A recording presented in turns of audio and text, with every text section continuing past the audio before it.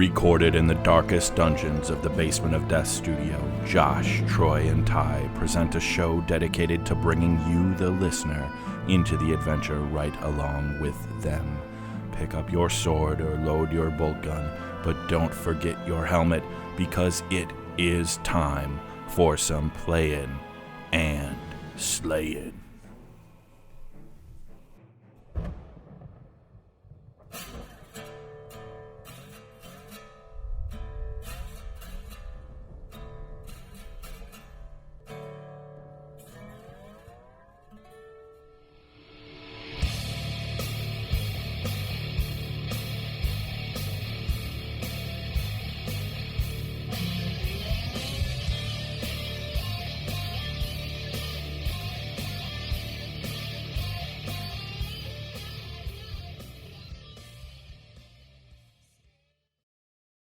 Live from the BOD remote studios around the state of Wisconsin, it is Playin and Slayin. Welcome to episode 54 of Playin and Slayin. Here, as usual, with the other members of this illustrious cast, Josh, Troy, Bryce, and our recording intern, Craig. And we've got a pretty exciting show lined up for our listeners. We're gonna do the usual banter, talk through what we've been playing, any hobbying that's been happening, renovating bathrooms, wrapping up Little League baseball seasons, all sorts of hobbies. And then purchasing, I'm sure we'll give a little rundown through Kickstarter. And then our main discussion topic tonight is going to be the incredible, the illustrious first annual Playin and Slayin board game weekender. The weekender, as we have called it. Troy, I like to see you wearing the t-shirt for all the listeners that obviously can't see this in a video medium. We did have t-shirts made for the weekender. And we'll talk about what we played, kind of what that event was to us, just the four of us, kind of in a remote location for a weekend, playing some games, hanging out. But we'll also kind of delve into what the components are and provide some tips and tricks for if anyone at home wants to do their own kind of board game or gaming retreat with some of their closest friends, how you can run that successfully, a private gaming event. And then we may even talk about how we thought of the business idea of catering to our clientele by hosting events like this for them, using Airbnbs to do that. But yeah, so that is what we've got lined up for this episode. And I think without further ado, we should probably get into the meat of it. So when you're playing and slaying, it is important to stay hydrated. So hopefully everyone's got a drink, raise a glass, a can, a bottle, and let's talk about what we've got tonight. I'm gonna start because this is probably my favorite Oktoberfest, and it is Oktoberfest season. So I'm drinking a Oktoberfest, a Marzen style lager from Third Space Brewing, down in downtown Milwaukee. One of my favorites. So hopefully others are imbibing similar things, but I'll pass it to Troy for what you've got tonight. So Ty, is that, if I remember right, that's the one that kind of passed Octillion on your list? Yeah, this unseeded Octillion at the top of my local Oktoberfest beers. All right, it's a little more local, so that helps too. All right, so hold on. Wait, Ale Asylum is dying. Did you guys hear that? No. They're up for sale. The whole brewery. The owners are trying to find a buyer because they are closing up shop, the brew pub and the brewing operation. Oh wow. They're like completely underwater after they built their new facility and everything. Then COVID hit, and they're like trying to desperately sell the operation. Wow. I wonder. I don't know. We won't wildly speculate, but you wonder if it was the restaurants that were the big anchor, right? Rather than because people were definitely drinking during the pandemic, but they really weren't going to restaurants and brew pubs. So, and those can be the downfall. Yeah, right. Ale Asylum on the way out. I don't know if you could hear that. All right, got to open it up. All right, I got to drink it. Wait. Yep. So it's taking him as long to get to this as it takes a usual turn of a board game when you play with Troy. So here is, I'm showing it to the camera. I got to show it to the camera. I was up in Door County towards a couple weeks ago and visited Door County Brewing facility up in Bailey's Harbor. And they have, this is Hacienda Beer, which is that's the other label that Door County Brewing.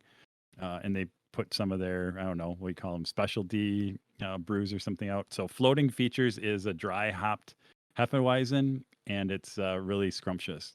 And I had it there, and then they have it for sale there at the brewery that you can take. And then, of course, I forgot it in my parents' refrigerator when I came back down. But luckily, my brother John was up there this past weekend, and I said, please bring back my beer so that I can talk about it on the podcast. And it was, I don't know, it's not cheap either. It was like a $20 4-pack. So you're like, please don't drink it, and please bring it back to me. So, but really good. Yeah. I don't know, actually, I don't know if somebody can tell me what dry hopped actually means, but it's good. Whatever dry hopped Hefeweizen means. You had them after the boil, right? Is that during fermentation, they throw some dry hops in there. Gives it that nice aromatic, flavorful, hoppy goodness. And again, I'm sorry for the local people, but Bryce, you're closer. So Bailey's Harbor, it is just their facility there is gorgeous, especially in the summer.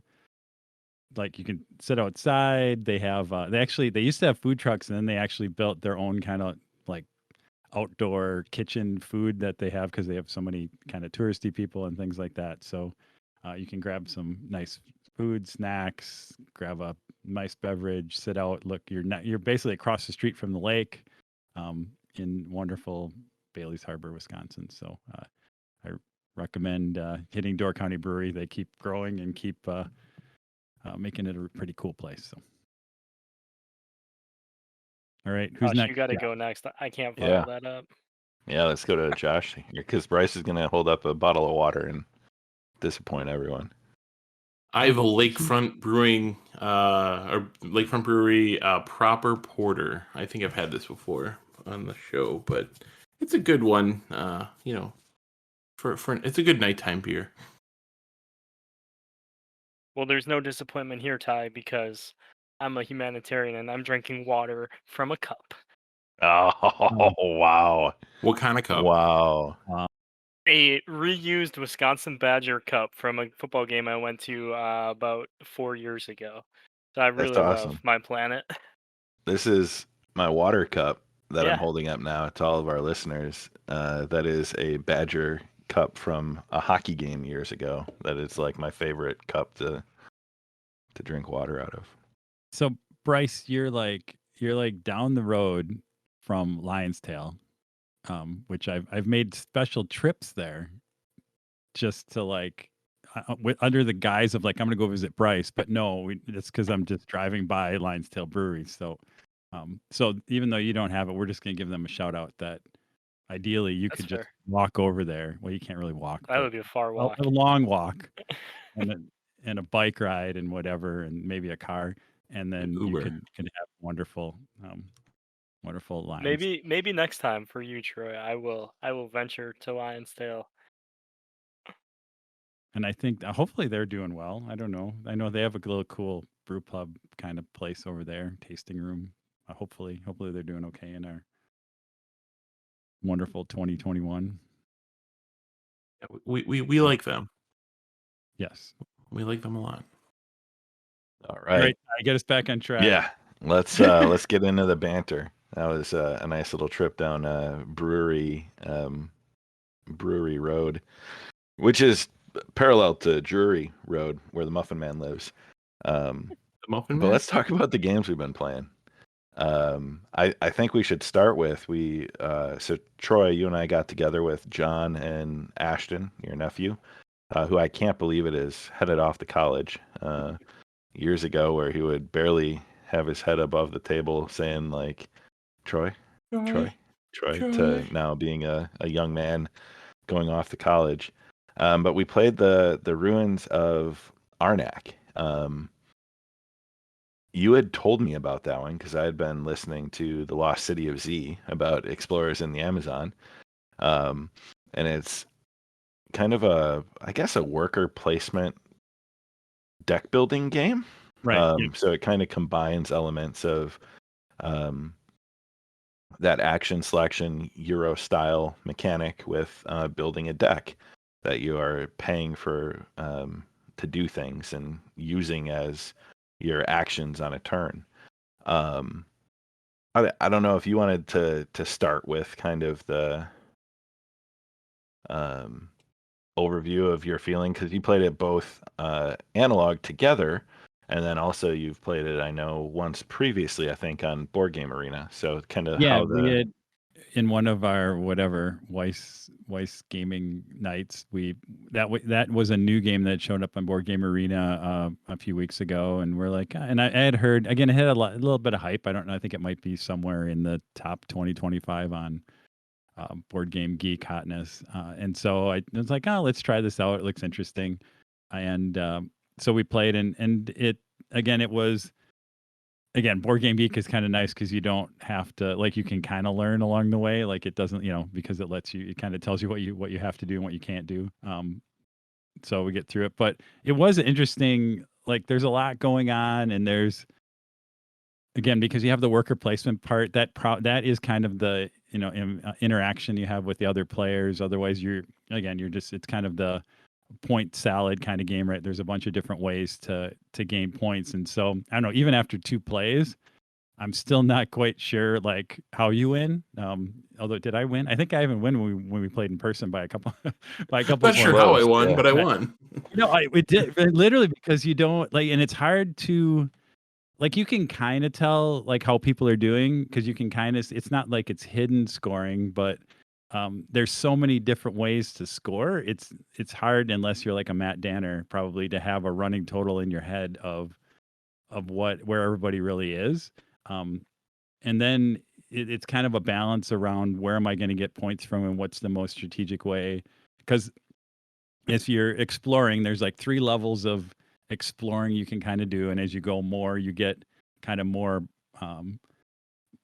buffs and bonuses and things like that, and also score some points. And then there's a research, I think they call it research, right? Is it research? Yeah, research track? Research track that actually has 2 tracks in it, because there's like I think whatever, there's 2 different tokens that you move up that track, and they kind of score differently as you move them up, and they give you different buffs and bonuses as you move them up. And so it's this kind of weird interaction around, how do they all play together? And then there's always a little bit of some luck involved, because when you explore, you don't actually know what you're going to get sometimes. But when you do play, if you take a chance, because there is options where you can always kind of go for what you know is there, but that maybe doesn't get you as much, right? So you take a chance. So it's got a lot going on. And now the second play, and now you're kind of like, well, my worry would be I play the third time and I'd pretend I know what I'm doing, and I'd like just totally whiff because everything would go south. So I don't know what you think, Ty. I mean, as you got into it, like it, again, I'd be interested to know where you got, like, because I think as we played that first game, it almost took us to the end, and then we're like, oh, okay, I kind of understand maybe how this game works. So I don't know what your point was getting into the, through the game where you started to maybe like, okay, maybe I understand where the points come from. Yeah, there's what I liked is there's a lot of different ways you can go, and you want to get, I think, to a certain, there's different strategies that will rely on you going to a certain level down each like track. So you don't have to research all the way to the top if you want to focus more of your time like exploring, and you don't have to explore a ton if you wanted to like push the research and other, purchasing from the market. I think it's like a lot of deck builders in that you want to add some cards so you have some optionality with your turns, because I found I hadn't done that, so I just kind of ran out of gas early a couple of the turns. But I think the game did a good job of, like, the board helps you understand, what your options are and what you're doing. It was relatively intuitive once you read through what you can do in a turn and how it plays. So I always like that. It does have this feel of like you're exploring and sometimes you don't have the right tool. So you've got to like head back and you realize that, oh crap, I shouldn't have come out here into the wilderness because now there's this temple guardian that I can't fight because I don't have, anything that I need. So you've got to kind of use your next turn or two to like prepare yourself to try to finish the guardian off so you don't lose, because you could pick up like fear, which is negative victory points if you don't defeat him. So there was enough interesting mechanics. I think it's highly replayable. I don't think you could play it again and have a similar experience. Just given and there's what another cards side you of the see. board we haven't never even touched. Yeah, you yeah, flip with the different board over, you actions, really different have a tiles. lot you could do that too, I've heard. So Yeah. I enjoyed it. It was a lot of fun. I was glad I bought it kind of on a whim, but there was a lot of really good reviews. And I'll for sure play it, at least a couple more times. So Yep. Yeah, I think it was definitely enjoyable, and I do like that. And like you said, I think there's a lot as you play it. There's different things you can kind of try around. Yeah, where do you? I think you always have to do a little bit of the research, exploration, and of course, like you said, you need to build your deck to some point. But how you balance those three things is kind of the interesting aspect of the game, and that's where you kind of like. And if you do it well, I guess you score more points than anybody else. But it kind of I don't know if you get a good feel for how you're doing until you really get to the end on some of that. So yeah, I think that's kind of our assessment of Runes of Arnak. Yeah, that was a good one. And then any other board game arena? I know you guys kind of have a weekly we've been board game arena. so we pulled back kind of the oldie but goodie is that Splendor has appeared on Board Game Arena. I think I know in the past we've talked about Asmodee buying Board Game Arena and what would that mean, and I think what it's kind of seen is that we've that some of the old Asmodee games are actually showing up more and more on Board Game Arena. There has been a little bit where some games that were completely free have not gone a little bit more gone to premium, which again we kind of thought, okay, is that going to be? But nothing in the there was kind of the sky is falling speculation that people had that Asmodee was going to kick out all the other third party gamers and things like that, and it's definitely not happened. Again, Runes of Arnak is an example because I think is that Czech? Czech games or whatever. Yeah. So that definitely hasn't happened, but I think having the bigger company behind Board Game Arena, you're actually seeing more and more games actually get on there. It's just that they may actually have somebody have a membership so that you can play them. But so we've been breaking out Splendor, kind of the oldie but goodie. It's been fun to do that, and then we finally thought that it's been enough time that you could actually play Pandemic. So we broke out Pandemic because they have a version of that on there. And in typical Pandemic fashion, we were probably 2 cards away from finishing it, and everything blew up and we didn't win. But it was, again, 2 kind of classic games that they're fun to kind of get back on the table every once in a while, especially if you're kind of like, all right, let's play something, but I don't really have any mind space to learn something new, so let's just play something fun. Deal. Josh, any board gaming or card gaming in your life these days?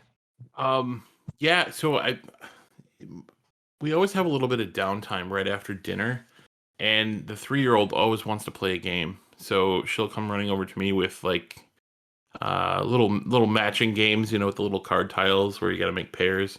Or lately she's been busting out Candyland like almost every night. So we've been playing a lot of Candyland, and it's really funny because I used to like kind of scold her because she used to try to cheat a lot, and and she knew she was cheating. It wasn't like but she would cheat and then kind of look at me and like let it go. And so now I've told her I'm not going to play with her anymore if she keeps cheating. So she's been totally following the rules. And then like the last couple nights, if she like pulls, one of the gumdrop or the lollipop, which would, if she's like towards the end and it would send her all the way back, she'll look at me and go, can I cheat?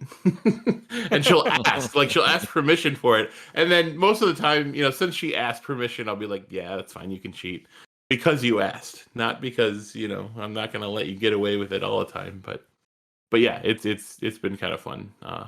And she's doing a really good job of, counting and counting the colors and matching up the lollipops and gumdrops and whatever. And yeah, she's actually moving her piece the right number of spaces, and so just all those like fundamental gaming things. It's been fun. So yeah, nice, very cool. Bryce, have you been getting anything played at all, or no gaming? Not a thing. All right.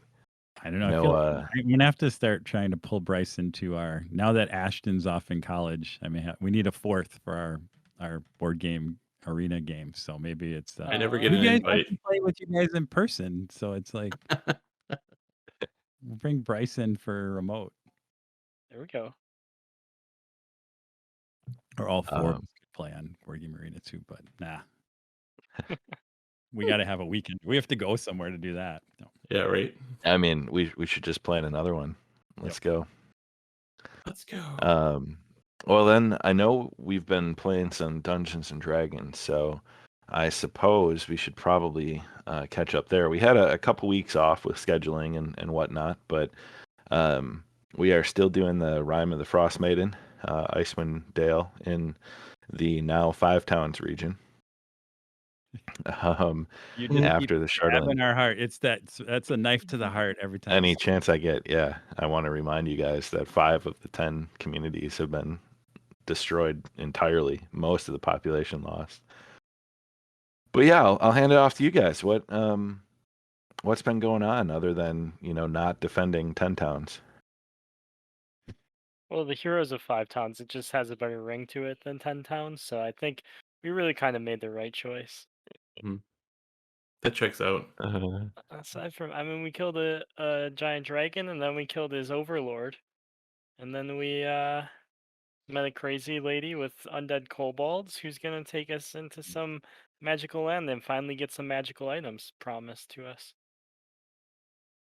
That's pretty much it, right, Josh? Yeah, I mean,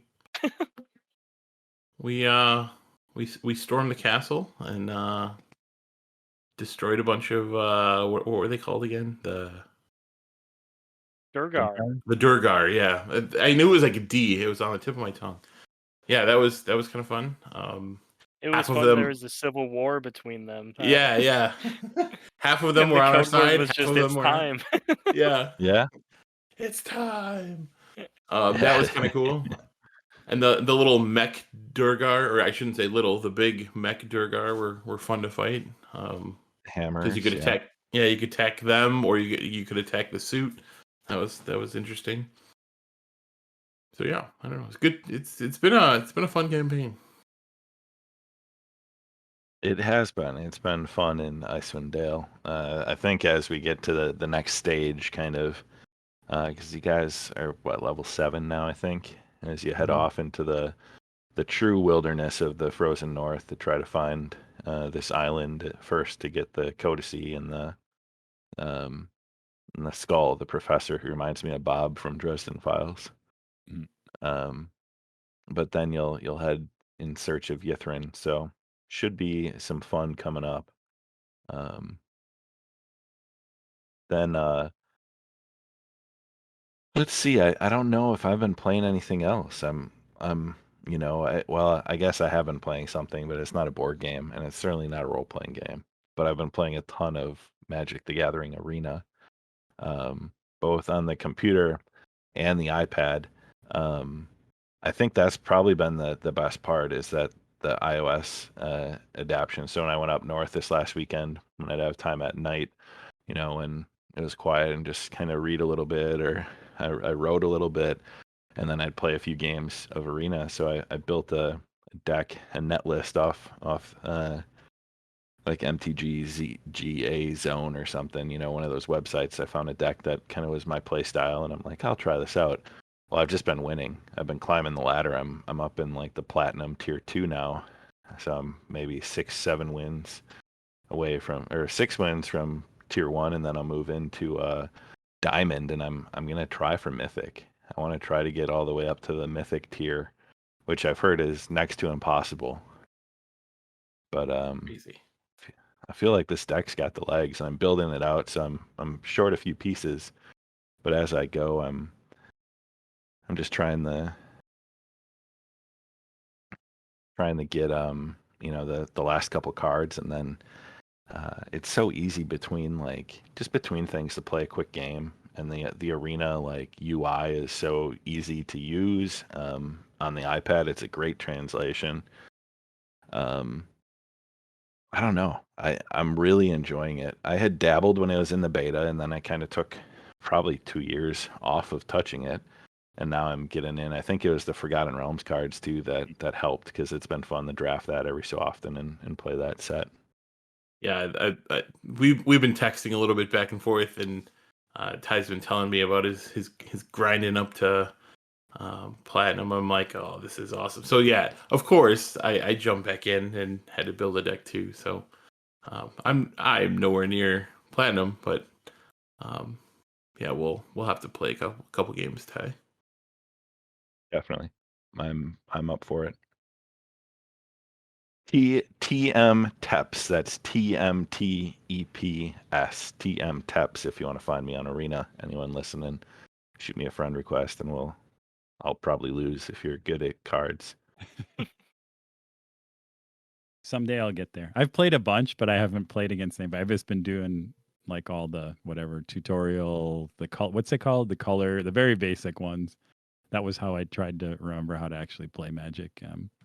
And just play. And most, again, it was the Forgotten Realms that just got me into it. And made it interesting to kind of play. So I don't know. We'll see. We'll see if I actually take the next step and actually make a deck and play against strange people on the internet. But right now, we could always start with just doing our own thing too. I you can add a friend and play some games. And Yep. Yeah, I think Ben and I did, again, with the real, just super basic, some of the monocolor real starter stuff, just to kind of get our wheels underneath us again. But I love the interface, because I don't want to foreshadow, but we played a little Magic in our weekender, but just playing on Arena actually got me at least, so I kind of remembered what the hell to do and what some of the rules were, and things like that. But I think it's really good. So, and I think I made something when it first came out, but I hadn't really played it at all until this recently, in the last few months probably. Yeah, if you log in anytime soon, you'll probably get some free decks too. So, for what that's worth. Yeah, there's a list of you get as you do the color challenges. What's nice is as you start, you get these kind of starter decks as you go through the color challenges and to learn the play. And they're, I mean, if you're not doing the ranked ladder, and you just do random play, there's a few of them that are pretty good that you can win with, every so often, so you can complete your dailies and earn the experience to get more packs. I think we'll cover a lot of the games from the weekender in the main segment. So let's dive into hobby. I got one more. Sorry, I'm going to bring you back. Yeah, I've also been playing D&D. I've been playing without you guys. I hate to admit it. So I finally got, Sarah and I have been threatening to play D&D for about a year, maybe. And it took us, and we made characters probably beginning of summer, spring. We started working on making characters, and then we're like, oh, let's play. And we never, and then finally was it last weekend or in the last week? We finally all, again, she's like, let's go play and whatever. So I got out, I haven't done paper and pencil. I got my old dry erase board out, or what, a mat out. Grabbed some of my old, the best use of what's the I'm listening. What's the game from the game we never played from the Zombicide people? It's the dungeon crawler that we probably all bought the second version too, that we never played. Massive Darkness. Massive Darkness. Thank you. Yes, yeah, I've got Kickstarter version 1 here, waiting to go to Noble Knight, and I have 2 telling me to pledge manager or something, or I don't know. Yeah. So I did find a use for Massive Darkness, which is using it as D&D terrain, because I had like some terrain, and then I pulled out an orc and a goblin and something out of that. So it's cool. And then we have little miniatures, like we each have our little. She has her tabaxi, and I have some. Even though I'm the DM, we have like an NPC kind of dragonborn fighter, so that there's 2 people to go through it. And so so we're doing the module from the Essentials kit, which is like Dragons of Icespire or something like that. Nice. Which is a fun little. Although, like Ty, I don't know how you don't. These first level characters trying to DM, like how not to kill people is pretty hard. Like, like everything's dangerous when you're a first level character. Like, yeah, you're fighting 2 orcs. Oh yeah, we gotta pull little punches here so we don't. Although it's my character actually that's gonna die all the time because Sarah has a kind of a jacked up tabaxi with like a crazy dexterity, so she's pretty much impossible to hit. But which is good, and I don't have to worry about her, taking damage. But right. But it's been fun. But it's been fun, and I think I was telling Josh that part of it is she completely forgot anything like math. I think over the summer. So when we're doing combat and making her kind of like add all the stuff together and things like that, she's like, that's okay, but that doesn't really, she's not super excited about that. But when we got into we did a battle, and then we saved these people, and then we walked back to like there's these 2 dwarves that asked you, it was kind of the quest to go clear that. And then once we got there, and she was like, oh, all right. And then I tell the dwarves all about all our fight and how we fought the ochre jelly. And so it's like, oh, she's a role player. She's like, yeah, the combat's okay, but I want to just tell the story and role play. So I'm gonna have to play to her strengths as we continue to go through it. So that's so awesome. it's a lot of fun. So and again, some of it was just like I hadn't like dragged out and done it. Like we've been doing Roll20 and stuff for some years, basically. And I haven't done a lot of kind of in-person stuff for a while, so it was fun to kind of drag that out and make up an actual dungeon on the board and draw with markers and walk and have real miniatures down there. So so it was kind of fun. So we'll continue to do that campaign. We'll see if I can keep her engaged. So very cool. All right, now we'll dive into hobby. I think this will probably be a lighter segment. If it's anything like me, after the scramble, the mad rush to get ready for the weekender, which even included commissioning someone else, Jason Tick, one of our local kind of hobbyists and Warhammer store guys, painted some Crisis Protocol models for me.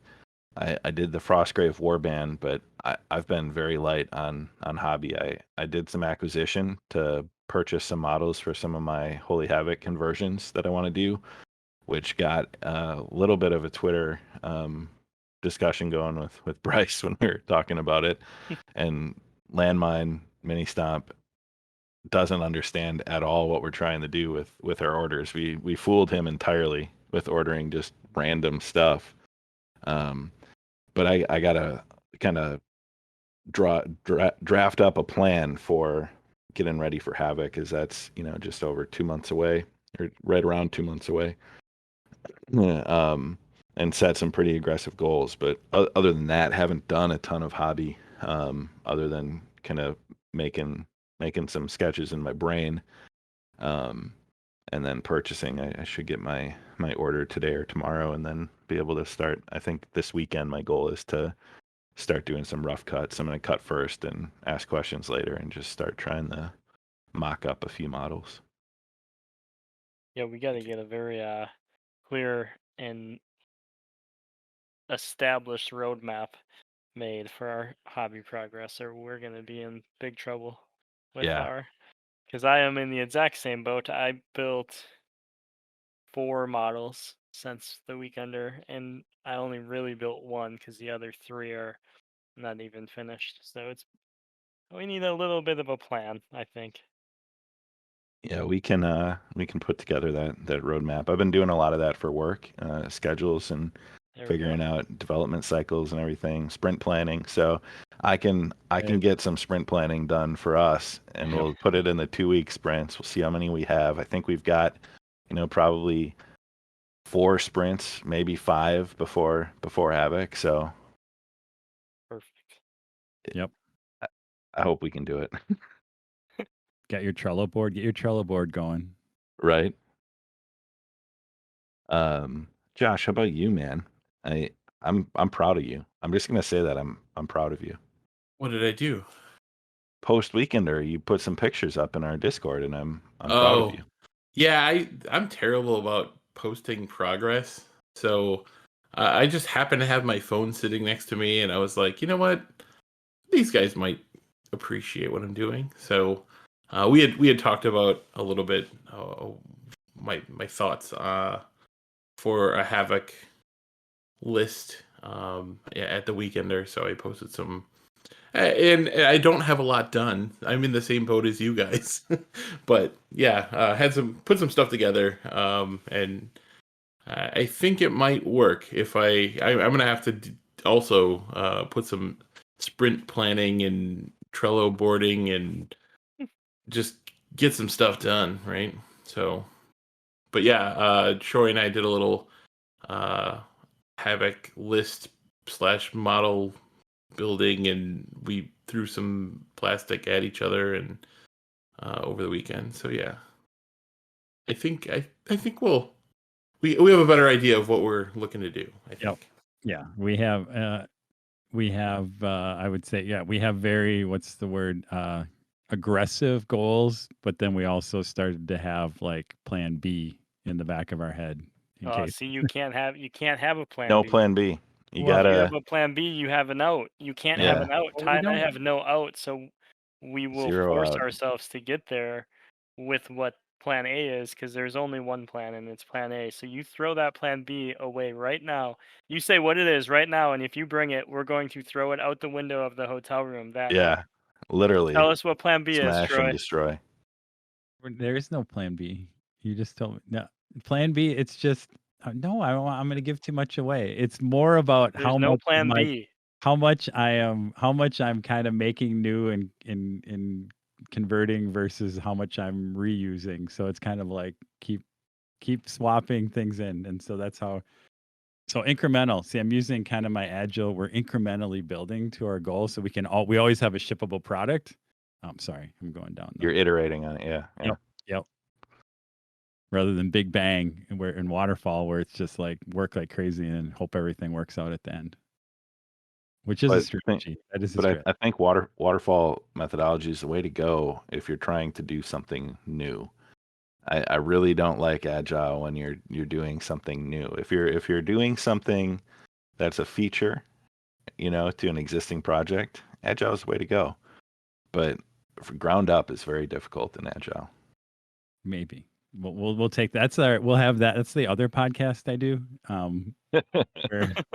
Where I talk with people in our company about how we build software. So I'll have that one on for you, Ty. We'll do it. We'll talk about it. We'll talk how you do agile in a big way. I'll agree. It's a different skill set. You have to be talent. You have to have some talent or some experience. So your hobby project team is going to have to, get together and figure out that plan A. Yep. And get it done. There's no plan B. That's the end of the day. Is Bryce and I have no fallback. We are just jumping off of a cliff, hoping that our like those squirrel suits, like the flying squirrel suits. What do they call those? We're hoping ours works, because if it doesn't, we're splattering at the bottom of that canyon. Plan A or plan A? All right. I think that's kind of hobby. We didn't really. I don't recall our goals from last time. I know. I think a lot of us were. It was all Frostgrave. It was all Frostgrave Warband, and the good news is I think we all made it. Yeah. Well, one of us might not have. Yeah. Oh, don't! You're foreshadowing. Yeah. Okay. Yeah, okay. We will go over the hobby award rankings of the Weekender during the main segment. But we'll talk more, I think, about some hobby goals probably next episode as we head into Havoc and have some goals. So we'll forgo until our next recording. Anything in the Kickstarter or other acquisition front that's going on. I know there's some furniture, I think, that's out there. Yeah, some furniture out there. The other one, and not it was it's available now and was a Kickstarter. And I'd mentioned what's the I have terrible with the names. BoardGameTables.com. Yeah, somebody. No, one that's not on here. Sorry. And I'll have to I'm going to make myself edit now because I have to fill, or somebody talk about board game. Well, so Kickstarter fulfillment is a nightmare right now. I have a few projects queued up, and I honestly just don't know. I don't know when they're going to come. Like the thing right now, the concern with shipping and logistics. So like there's the zombie side in the, what is it, Dead or Alive, the Old West one. Their pledge manager is now open. Massive Darkness 2, Frosthaven, so the successor to Gloomhaven. There are all these games that I've backed where I'm just seeing like the development cycle, and then the expected shipping is just pushed out so far. They've been hanging forever. I'm interested to see, because Hasbro Pulse, which is Hasbro's internal, I backed Hero Quest, which was supposed to come this fall. I haven't seen any updates, but they have had a Twitter feed that Zargon, who is the Dark Lord, has been tweeting just nonsense and random stuff very actively, but nothing about like shipment schedule or the game itself. It's just like, he'll tweet, I sent my minions to a timeout today or something, and just random stuff. But there's this fulfillment lull right now for a lot of the projects that I had been anticipating, this fall, winter, that now are looking probably like a year or further down the road. So I think board game Kickstarter in general is in a pretty tough spot at the moment. Yep. So I will swing to good news. So if you don't want to have problems with your fulfillment and manufacturing and whatever, is just create 3D printing files. So Hagglethorn Hollow, which I mentioned, which was the guys down at Wetaworks, and I have resin versions of them. Our friends at Printed Scenery, Matt and those guys down there, basically worked with them, and they have basically 3D model versions of all those houses and things that they released. They did a Kickstarter, and actually they're fulfilling right now because you don't have to actually build anything. You build it yourself when you run it into your 3D printer. So I'm excited because then you can kind of fill out and kind of fill in with the resin buildings I have. So I'll say that's kind of the high point of that. And those are available now, even if you didn't do the Kickstarter. I believe you can purchase them independently, and they're kind of cool. They're kind of, I mean, if you've seen them, right, the style is more of I don't know what, like I want to say Hobbit, but it's not quite a Hobbit, but a whimsical kind of a fantasy kind of stuff. But it works. I mean, you can throw it on an AOS table, I think, as kind of scenery and so forth. So that stuff's out there. One that passed us by, I just wanted to mention I don't know if we have friends there, but they seem like they're good people. At least they gave Josh a table, or he bought one from them, was the Board Game Tables. And they put out a set of shelves, very modular kind of gaming shelves for all the people that have the IKEA shelves like me. They have a nice option for that has different sizes, and you kind of interlock the cubes, and looks really cool. But again, I don't think they're actually fulfilling for quite a while. I don't remember what the actual and I did not go in at it. I kind of they'll be there in a year when they're actually ready to fulfill if I really need them. But they looked really cool. I was kind of a little bit tempted, but part of it was like there's such a long time between now and then, like knowing exactly what you wanted to buy or whatever was a little bit tough around some of that.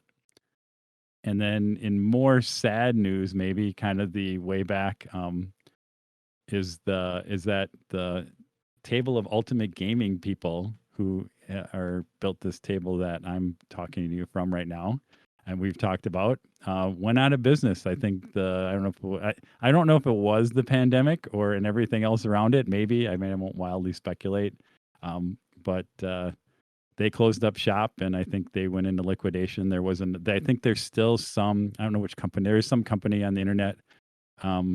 I shouldn't say it. You can find them on the internet that bought up, I think, all their existing stocks. So there's still a couple of things that you can you can get a hold of if you really want, like some of their coffee tables and tables like that. But I mean, I had talked about their complete lack of customer service, so I don't I don't know. I mean, who knows what all the end of the road was for them, but I was a little surprised because you think of all their they had a pretty big presence and a lot of, it seemed like they had a lot of good, advertising and marketing, and they had a huge presence at Gen Con and I don't know what other gaming conventions. So it was interesting that they just kind of like gave up the ship here. So On a similar note, Secret Weapon also was out of Yeah. business now. Oh, really? That was sad to see. They offered a lot of really nice basing stuff and did a resin line, and they probably 4 weeks ago got an email from them that they were liquidating and no Yep. longer producing any product. Yeah, but they were a pretty small shop too, right? I mean, it was pretty much. I can't remember his name. I want to say Jeremy or something, but I'm not sure what. Ton of output though. They always had a big Yeah. convention presence and distributed all over the place. And they had some really good, not only basing but like pigments and weathering and stuff that Yep. that was really like supposed to be really easy to work with and really good stuff.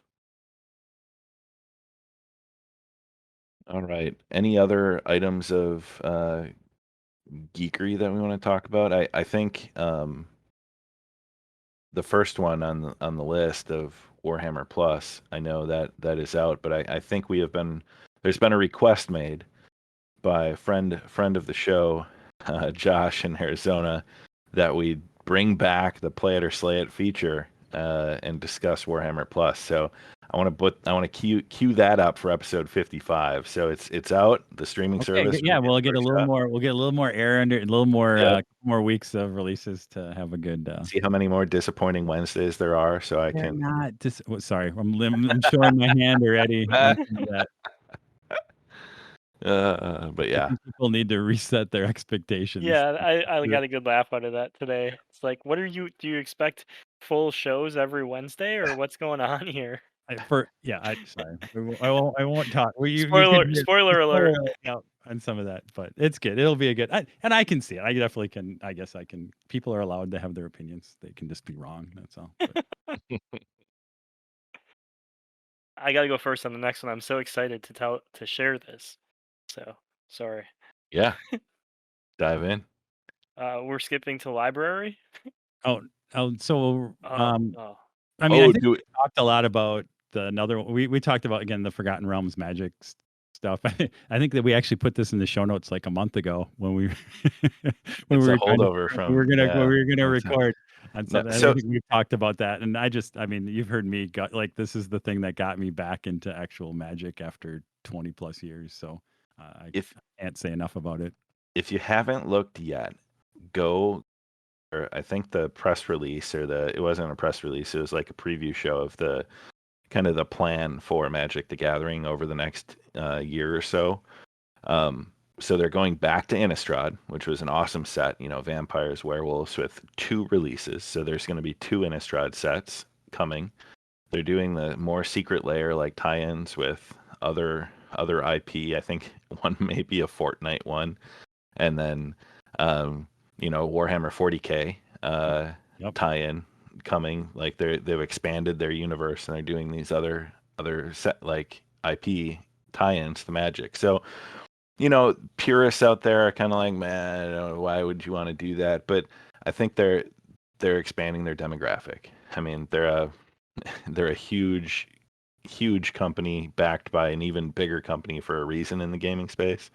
So of course they're gonna do some licensing and bring some stuff in, and it'll be cool to see their take on the art and kind of the story and the little flavor text on the cards. I'm excited to see some of those sets, and the Forgotten Realms one has been great, like absolutely great.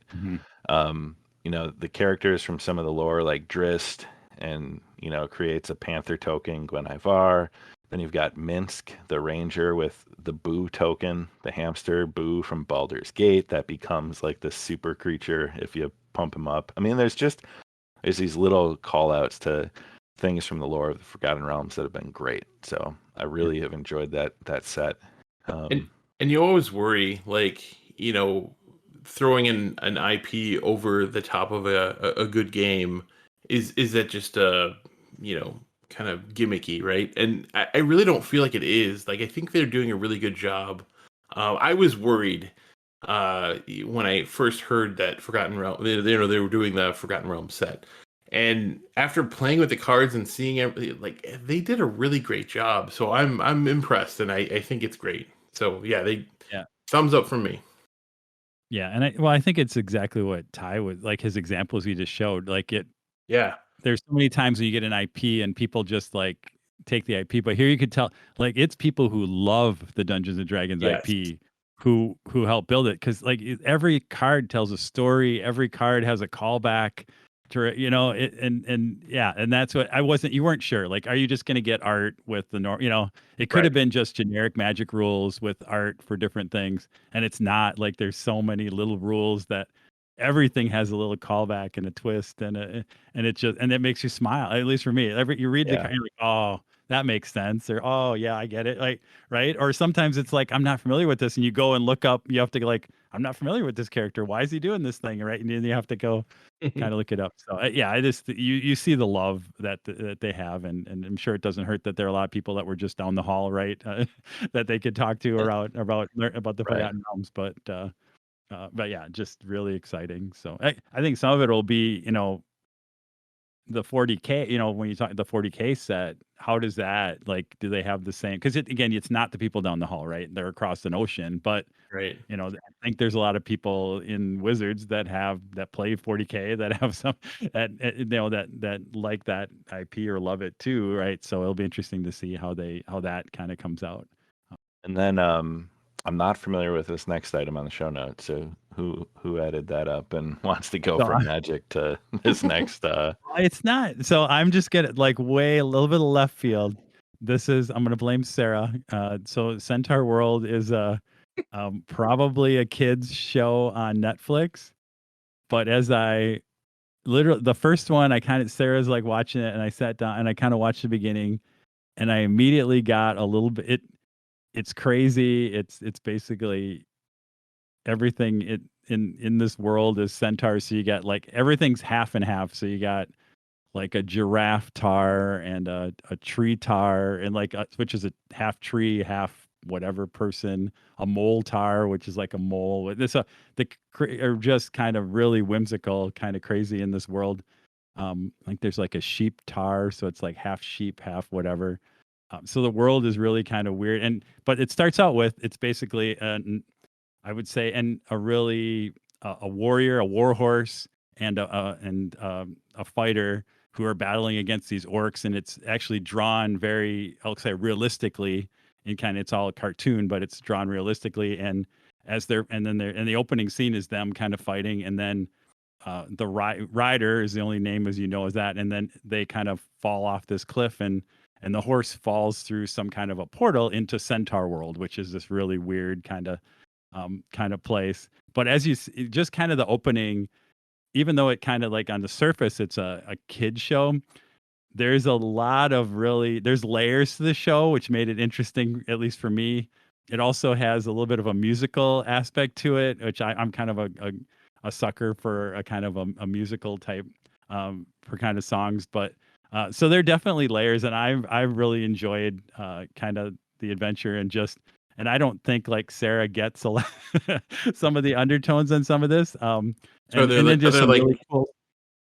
there like human layers and then like animal layers, or no, like layers of emotion and feeling? Like there's like, so I'll just go like an interesting. So here's I want to say this because Ty'll like steal it for a D. So at one point there's a show and they run into this wishing tree, and basically the plot is they have to they have to find these different pieces of a necklace so that they can open the portal so that the horse can get back to the rider on that. So I'm not giving too many spoilers because that's kind of the overarching thing of that. So they go through different adventures. Is kind of, I think it's 10 episodes.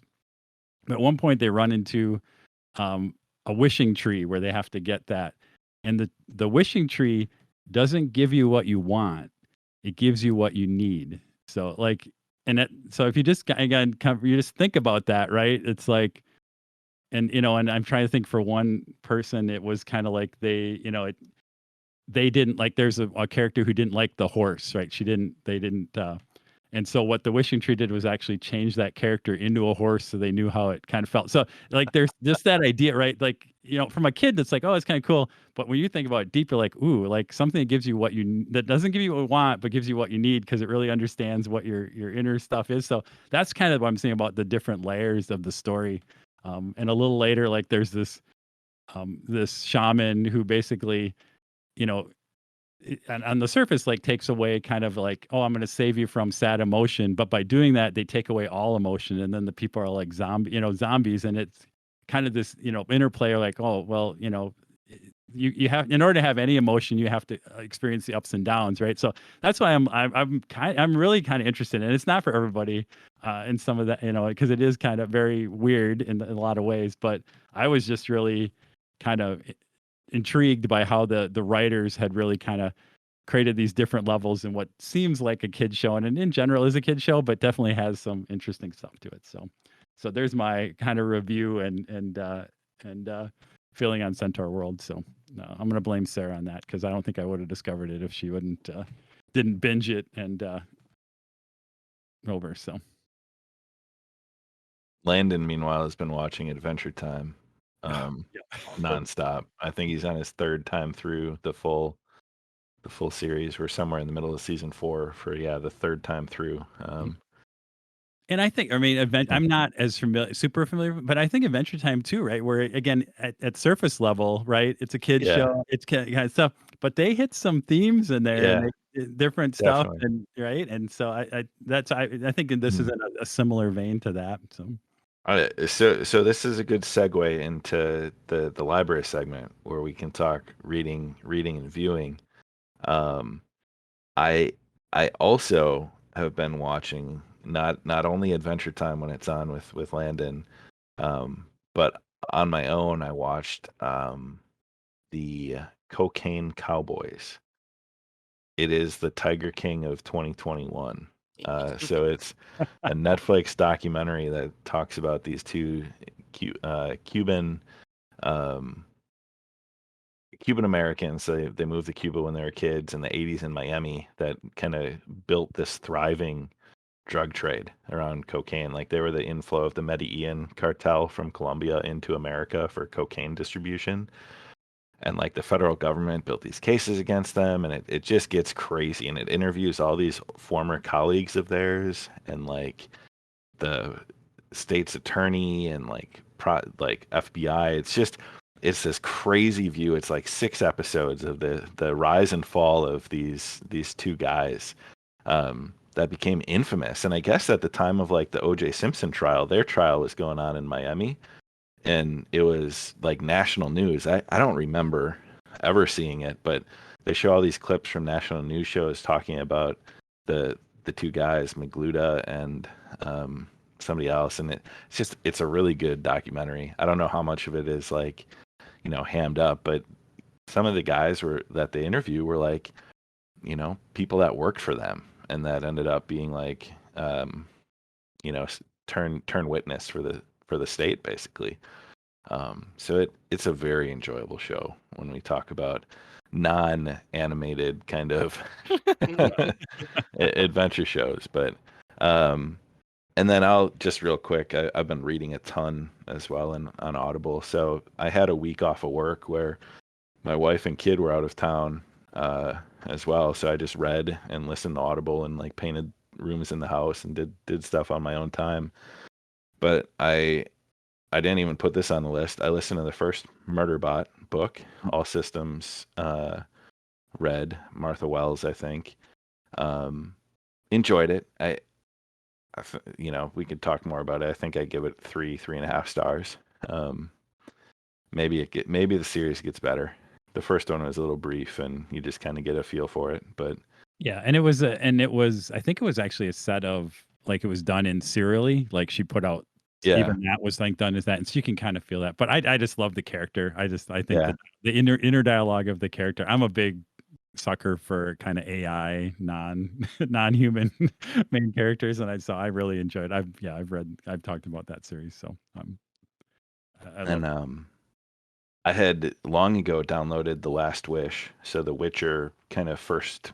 It's 0.5. It's kind of the book that is short vignettes that you realize after listening to it how much the Netflix series actually took from that book. Like the Netflix series season 1 is like The Last Wish, end to end. Episodes for how the book lines up. Enjoyed that. I'm gonna read some more of the Witcher books.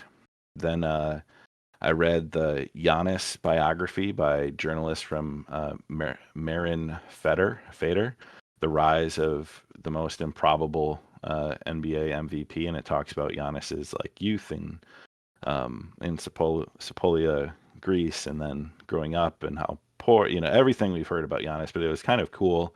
The book was written just, the book ends as their 2020 season is ending, so it doesn't have any of this season. So having this season in the NBA championship and like seeing him ascend to like champion, and then reading this about his rise and becoming an MVP and his work ethic and all these interviews. It was like 220 interviews that this journalist did, none with Giannis, which I think is interesting. So you don't get there's none of like his take. It's all what other people see and say. But it was a really good book. Thoroughly enjoyed that. Bryce, you should check that out. Just with your passion for basketball. Coop too. It was a quick read. I'm sure the Audible is not very long. And then I read a book called The Loop by Jeremy Robert Johnson. I would say if you like Stranger Things mixed with Dazed and Confused, mixed with like Resident Evil Umbrella Corp, just the Umbrella Corporation part of Resident Evil, you should read The Loop. It kind of is this crazy like high school kids in this town where something is happening, and it's that kids on bikes, Stranger Things feel of this town only being affected. But it was awesome. It was just an awesome kind of not even sci-fi horror thriller. It was weird, but it was so enjoyable. And then I read about the author, and he's written a book that's like kind of like old Chuck Palahniuk. It's called Skullcrack City, and it hasn't been reprinted. Books on like eBay are selling for $200, $300. It's super hard to find. It's not on Audible, but it's supposed to be this incredible work of like pop culture fiction of the last like 10, 15 years. So that's my mission now, is to find a way to read Skullcrack City. I might just have to get it on Kindle, hopefully, and read it like e-reader. And then I started reading Dark Run by Mike Brooks. He's a 40K. He's written a couple of Necromunda books, 1 or 2 40K books for Black Library. But it's about a crew of a spaceship, kind of like Firefly-esque in the near future. And I'm really enjoying that as well. They're the crew of the ship. You're getting to meet them, and they're kind of mercenary bounty hunter type, freelancers, like just like Firefly, but different world and his own creation. Really having a lot of fun with that book. So that was a ton of reading, ton of Audible, but churning out, trying to hit my 36 books. I'm 5 ahead of my schedule for reaching my 36 book goal this year. Nice. Troy, how about you?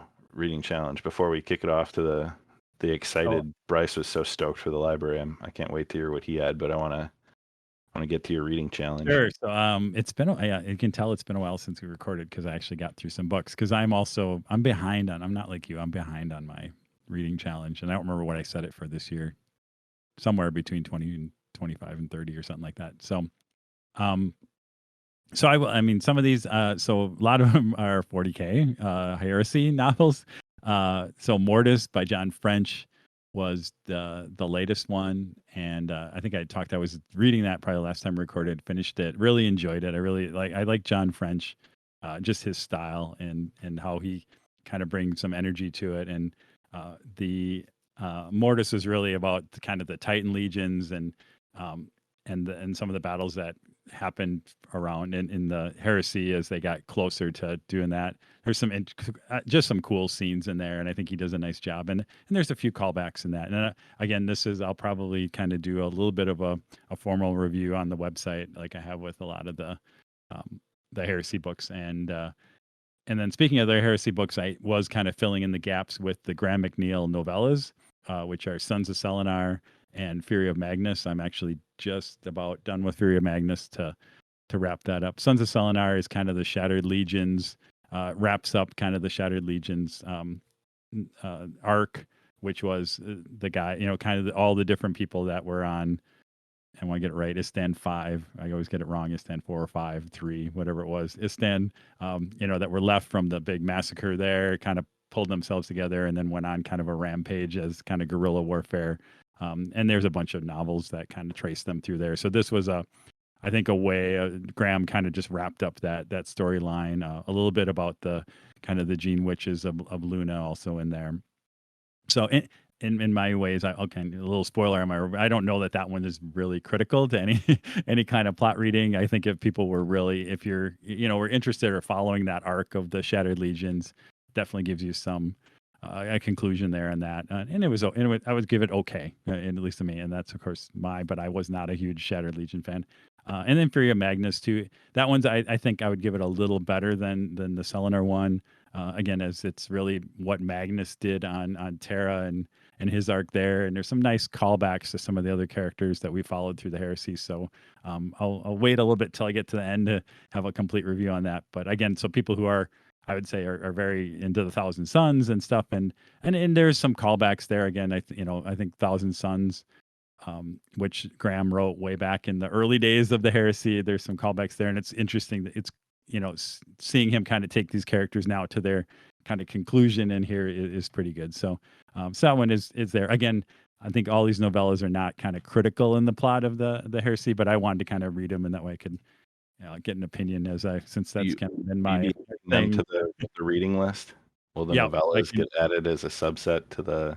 Yeah, I mean, I'll definitely mention them in there. I'm always like, I know that they are very divisive because I think people always felt like, because they said there was going to be 8 books in the heresy, and then all of a sudden they started sliding in these Graham McNeill novellas, and so I know there's some people are like, what's this? They're trying to rip us off and whatever. so I wanted to read them so I could have an actual informed opinion about whether you should read them or not, or can skip over them. So. And then the last one, the thing that consumed most of my July probably, or most of August, half of July and August probably, was the recommendation that Ty has talked about many times, Gardens of the Moon. And I forgot the author.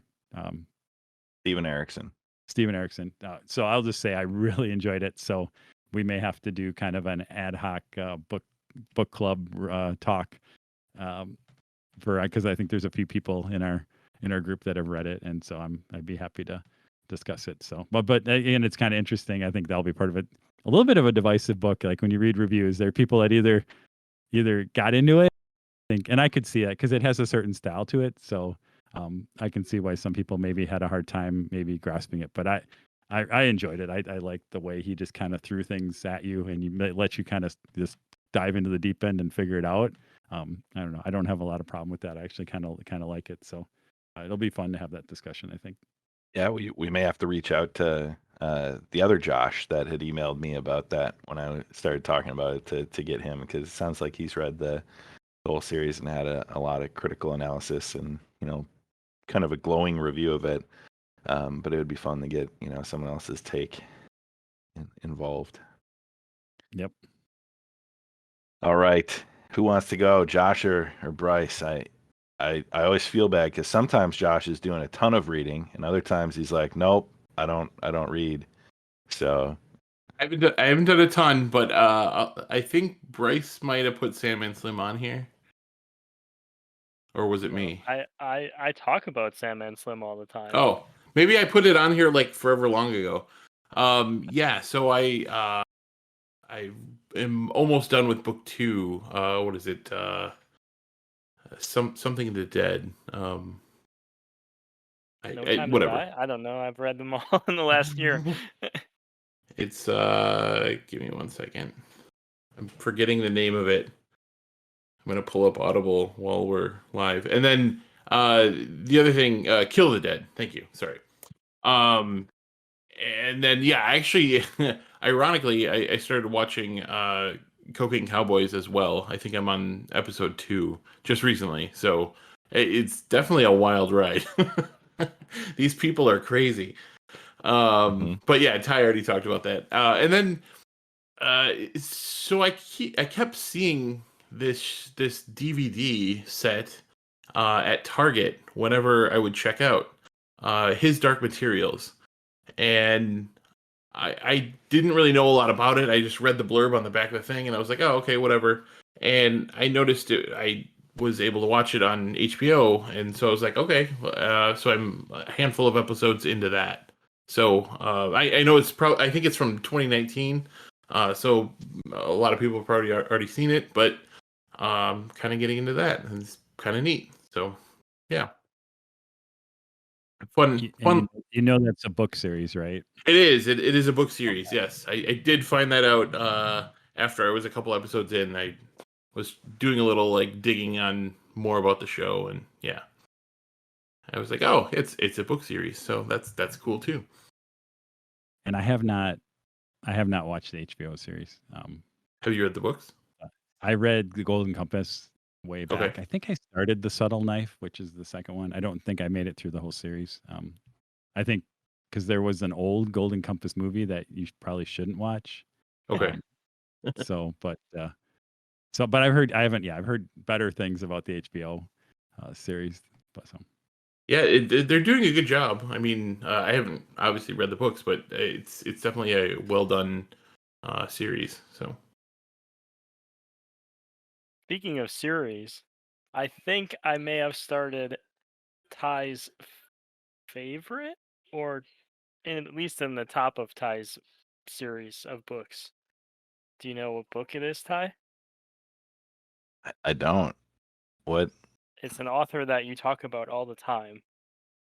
And I think the third book may have just come out. Oh, Abercrombie? Joe Yep. Abercrombie? Yep. I started it on Sunday, and I'm 11 hours into the first book. Are you reading the First itself? Law Trilogy, The Blade Itself? Those or the Time for Peace, Little Hatred? A Little Hatred. Okay. Oh. So when you're done with this trilogy, because the third book comes out, this month, there's his first series book called the First Law Trilogy, which is like back in time when Orso's father is young, like his age now, like a generation before. Yep. Okay. And the origin of not even like the old lisping crippled inquisitor, like High Lecter or whatever, when he's an inquisitor, like early in his. So it's all these characters you're meeting in this trilogy now. Okay. Like young and others, and then there's a few others. About a 20-year. I think is there almost a 20-year jump between the 20 end or 30, between the end of that and then. And I don't think it reading them like the order you read them it doesn't matter. It'll be interesting, interesting. Part of me is like, no, stop, go back and read the Blade itself, because you'll get because I think there is a little bit, but I think there is such a jump that it would be interesting, and it's not. Again, there's a little bit of spoilers in that if people are not dead, but it's like exciting read. Like those books are just. Yeah, I've really enjoyed it. So I've been wanting to text you and tell you, but I figured it'd be better to save it for here. I am super excited for that. I think we are days away from the third book, if I remember right. I think it's mid-September or something. And so I'm kind of like going to make sure my Audible queue is cleared as soon as that. I can just dive in the day it comes out. A little Stephen Pacey narrating, and that's how I've done. I've listened to all of those because I think people have heard me talk about it. I just think, the Stephen Pacey performances of the Joe Abercrombie books are amazing, like just amazing. All right, is that it for library or any other watching, reading? It for me. All right, well, let's break on through to the main topic. We'll take a brief respite here perhaps freshen up a drink, or add some more water to our plastic cup for sustainability research. We've brought in a sustainability consultant for our podcast, and they've advised us that during our breaks we should also remember to refill our cups instead of grabbing a new can or bottle. So we'll take a break and do that, and then we'll be back to talk about the the biggest hydration event in Playin and Slayin history, the Weekender 2021.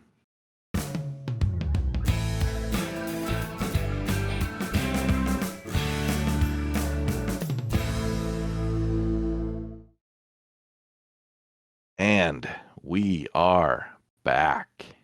I love ripping that off from my favorite Age of Sigmar podcast, Age of Sigmar. The Weekender, guys, I feel like it was the event of the century. Definitely from my century. Whoa, century. He's don't. It's too early in the decade. I'm doing a disservice to the Weekender if I say event of the decade. It's been a pretty shitty start too. So yeah. I mean, it is easily the best event of 2020 and 2021. There we go. Yeah, easily. Right, we can defend that easily. Yep.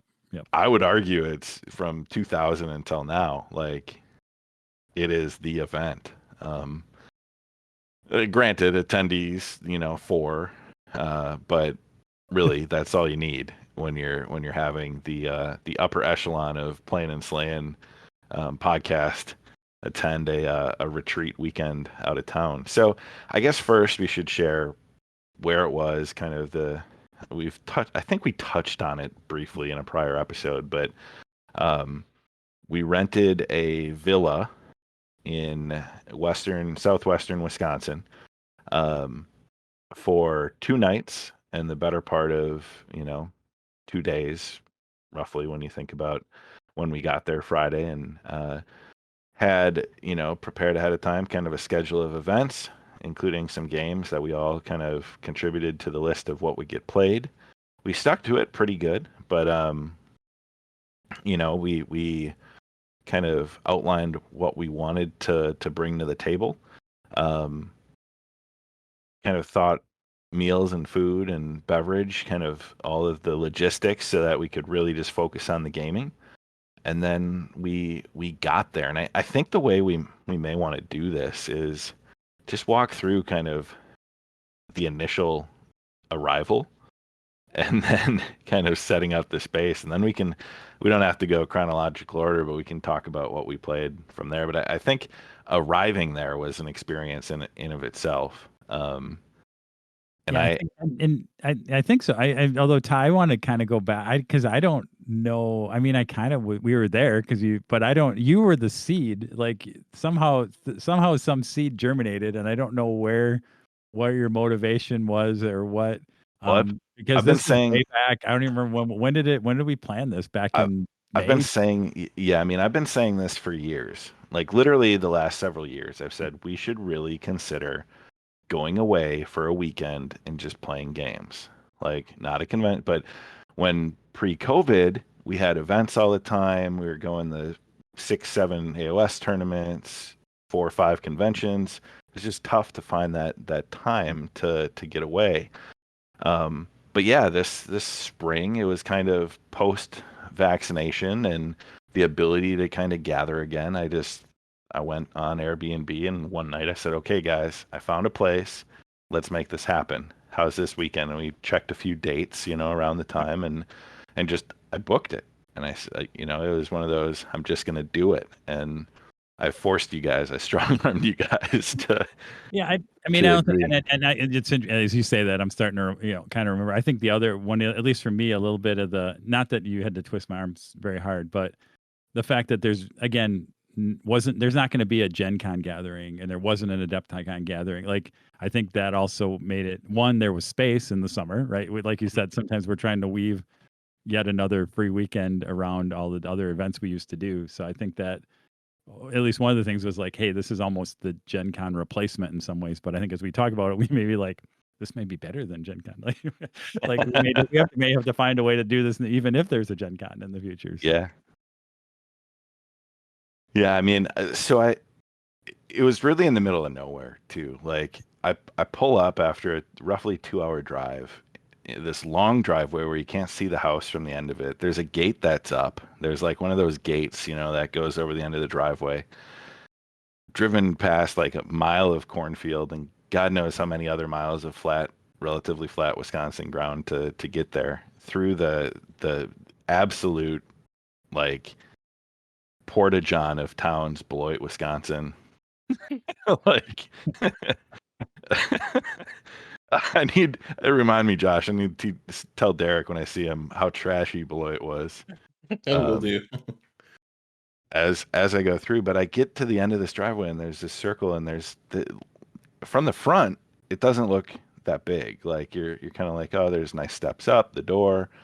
And I park and I go up to the door, figure it out, and then I walk in and I was just blown away by like this house. It's 4-bedroom place. I think it had 5 bathrooms. Could have been 10 bedrooms easily. Yeah, easily could have been 10 bedrooms, like ton of space. Finished basement with like a little wet bar, and we didn't even use like the living room down in the basement, like comfortable couches and stuff. There was this dining room / open kind of, it wasn't an atrium, but there was skylights and a huge wall of windows and sliding door to the backyard that had this massive table. So we cleared that off and set it up. But you guys then kind of arrived one at a time after, and I think I gave tours and yeah. Yeah, Troy was next. Yeah, and it was again the same thing as I think I came. It was funny as I came a different way because I came through Madison, and so I came through like New Glarus, and so my drive-in was very much through the country. It was on the way back that I followed Josh. We went through Beloit on the way home, and I understood then what Ty meant by that. But so I had a nice, this kind of Madison, New Glarus, which is very, if you don't know, it's kind of very rolling hills, farmland, very awesome drive as you come in, and then you come into the house. Again, it like there's a gate, and you're like, I just loved how you had to approach it, right, and come through, and then as you want, I feel like I wandered in and I didn't even know like where you were, like it was like, where is everybody? Like it was so huge. It reminded me of like if you guys watch The Real World at all, or any of Big Brother, when they first arrive at the house, they arrive one at a time to get the reactions, and somebody comes out and like greets them and.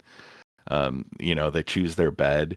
It had that reality TV feeling. Like we should have been recording it the whole time.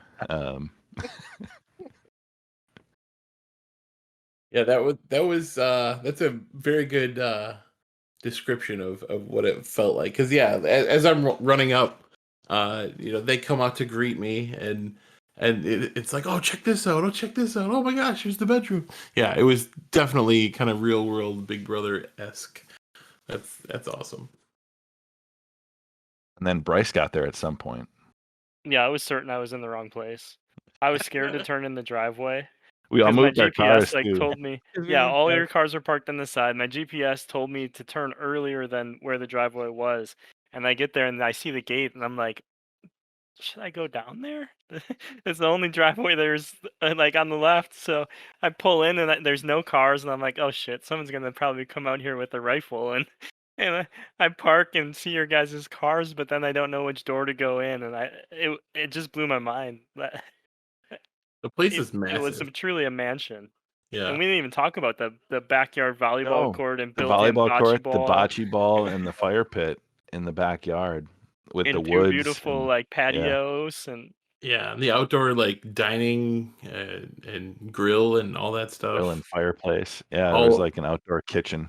Yeah, all undercover. It was nice. Yeah, so I think as you hear us talk about it, it's almost like the venue and this place that Ty found was another guest, and so like it really like was kind of took things over the top. It set a really cool tone. I don't know, like in some of it, I don't know, Ty, you could see the pictures and stuff, but it never does anything justice until you get there. And I don't, it's a little bit of luck, right? And like the place itself just really, I think, enhanced the weekend and the atmosphere. And like it was like we were in basically that room, that huge, great room that we gamed in all weekend. Yeah, the was gaming like a hall. gaming hall. Yeah. Yeah. And again, it had and that massive table, like, and that's it. We had these plans, like, oh yeah, we could go downstairs to the other, and we just never left because it seemed perfect in terms of what we get done. So yeah, I mean, some of it was a little bit of luck, but it really, I think it also now set a standard for what kind of place we're gonna look like to make this happen, because it was really really awesome in that venue and house. I shouldn't call it venue. It's just a big the giant house. house. I would absolutely go back there again. Yeah, like guaranteed. If our next event we stay with like this group size, because really, you are a little bit limited with how many people you can have there. I think the max is 8. So like if we think about expanding, but for a group of like 4, 5, 6 people, it was perfect, like just perfect. So then we kind of settled in for some games. We had a meal plan. Before we get to the games, I should probably mention how Bryce made basically like cooked for us every meal. It was pretty awesome. Yeah. Did the grilling, phenomenal breakfast burritos. And I don't care what Ben care what Ben says, about because the tortillas weren't homemade. Like tortillas withstanding, that was a 10. If you're going to downgrade for not having homemade tortillas, you can't go to a 6. That's crazy talk, Ben Weiss. So, don't at me. What's funny is when I got home, I did start to research how to make homemade tortillas, so I'm prepared for next time. So there, okay. So then he's made his point. Yeah, I don't even like when I'm around like with Ben, I don't even try. We don't even go anywhere near any place that says it's Tex-Mex or whatever, because living in San Antonio for 20 years, he's like pretty much, unless you're actually in Tex-Mex, it's not anywhere close. So.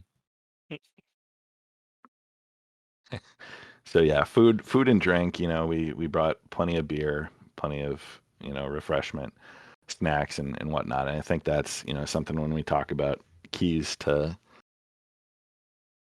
doing this. If you're looking to do something similar, that makes the list. Is I think the planning your food out so you don't have to be going places and leaving. Because I think that also helped just the weekend feel special. Was we were at the house and we were playing games and sharing those meals together and that time together. And that was the biggest part of it. Was just sometimes at a convention you spend so much time trying to meet up with people or going out to get food or rendezvousing somewhere for drinks. By the time you get back together, you don't have much time to play, and we kind of focused on the play. We adjusted on the fly too, which I think was probably one of the things that made the weekend. If we originally had planned to go to a brewery or whatever and get lunch, we would have lost 3 hours of the day realistically by the time we leave and go and come back. And we got to play a whole extra game, and I think just staying was the perfect choice. Mm-hmm. Yeah, it worked out really well. So the games that made the list, I guess we just start with one and talk about it, and then kind of our experience, if we recall any, particular details. We started with Lords of Waterdeep, which is a game that I think, Josh, Troy, myself, we have played many times, but it's been quite a while since we had last played it. And with kind of, the D&D knowledge and Bryce starting to dabble in the Forgotten Realms with us and D&D over the last few years, there were themes of that came into the worker placement board game. It reminded me of why the nostalgia of Lords of Waterdeep is better than the gameplay. Because it I think in light of a lot of games that have come since, it doesn't hold up there, but it was a fun time to to reacquaint myself with a game I hadn't played in probably 5 years, 6 years. Had been quite a while. I don't know. I don't remember who won or lost that game, but we did develop a scoring methodology. That's right. I think you introduced the points for each game we played. That we had for the categories. Yeah, so there was each game we played, there was, the first place received a number of points, second place, third place, um, last place. So it was kind of like reverse points order, 4, 3, 2, 1. And then after the game, you also voted for your favorite opponent, 1 through 3. And the first place and the second place in sportsmanship got points accordingly to add to their overall score for the weekend. So we did score the entire weekend of gaming. So there would be a overall winner and a best sport and then a best hobbyist. Um, and there was prize support. Josh printed the world's largest trophy. It was pretty big. 3D print stand, I think, with a plastic trophy on top. Or was it gold? That had to be gold plated. It was gold plated, gold yeah, plated, for sure. Yeah. Yeah. It stands about 2.5 inches tall. And I picked up a couple of the Forgotten Realms commander decks for the best sport and the best hobbyist. So there was prize support for the weekend. I don't recall how we finished with Waterdeep, but yeah, I did I win? I don't remember if I did or not. But in typical fashion, like if you won the event, then your opponents trashed you in the sportsmanship score. And I think that was if you were a poor sport and won, I think that's when you got trashed. I don't know. I think if we went back and looked, I believe that anyone who actually won the event then got just skewered in the sportsmanship. I think if we went back and looked at the scores, we had a good theme there. That was pretty good. We could check the tapes. Yep, check the tapes. But so I mean, beyond the nostalgia, Josh and Troy, anything from Lords of Waterdeep that were moments before I kick it over to Bryce for kind of his first play, what he thought. I mean, this was a little bit around, and we'll maybe, we'll kind of weave this in, like, I think things that we think really worked on the weekend. This was a little bit of like, we had structure, and this was actually like, we had Forbidden Stars as kind of the penciled in as that was going to be the game we were going to kick off with. And as I was kind of doing the setup and some of that was, I felt like I didn't have enough time to, because that was something we said is we wanted to make sure you could teach the game and make sure we could, we didn't want to have a really long start on some of these things. We wanted to be able to kind of jump in and play. And so as I was kind of packing up and doing it, I just it doesn't feel like Forbidden Stars, as much as I love that game and the 40K stuff, didn't feel like the right game to kind of kick off. Felt like a little bit too meaty. Kind of had we would have had to have a little bit of a learning curve of all of us trying to remember how to play it if we, and again, Bryce had never played it and some of that. And then I don't know why Lords of Waterdeep just kind of called out to me like, oh, this would be kind of nice. We can, I saw that. I'm like, oh, Bryce will love this with the Forgotten Realms theme. And it, like you said, Ty, we've been playing this game for how long has it been out? A decade almost right now or something like that. 2012 or something it came out. And it's still like you said, it has a little bit of its age, but if you bring it to the table every 2 or 3 years, like it's still like, oh, then you're like, oh, I remember this and this is fun or whatever. And you're like, all right, this is great from kind of reminiscing and having fun. And then it goes back on the shelf for a couple of years, right? It's not something that's going to probably stay, but it is in this really long rotation, right? It has a long orbit and it comes back around every 2 to 3 years to see it. So I had a lot of fun, and I think it was a really nice game that let us kind of really get into the weekend quickly and dive in and have some fun and more focus on visiting with each other than the gameplay in some aspects. So yeah, and it was definitely a lighter primer, right, to get us going. And I also love the fact that whenever we play, somebody always is accused of being the builder, and we always without fail, this weekend we had a suspected builder, and that's always fun. So it's one of my favorite parts about the game. Bryce, how about any thoughts on Lords of Waterdeep? I kind of, just to echo what Troy said, it felt like the perfect game to start the weekend with because it for me, I had a 3.5 hour drive and I got there later than everyone, so it was like the wanted to settle in and be able to still just relax and catch up with you guys and play a game while doing it.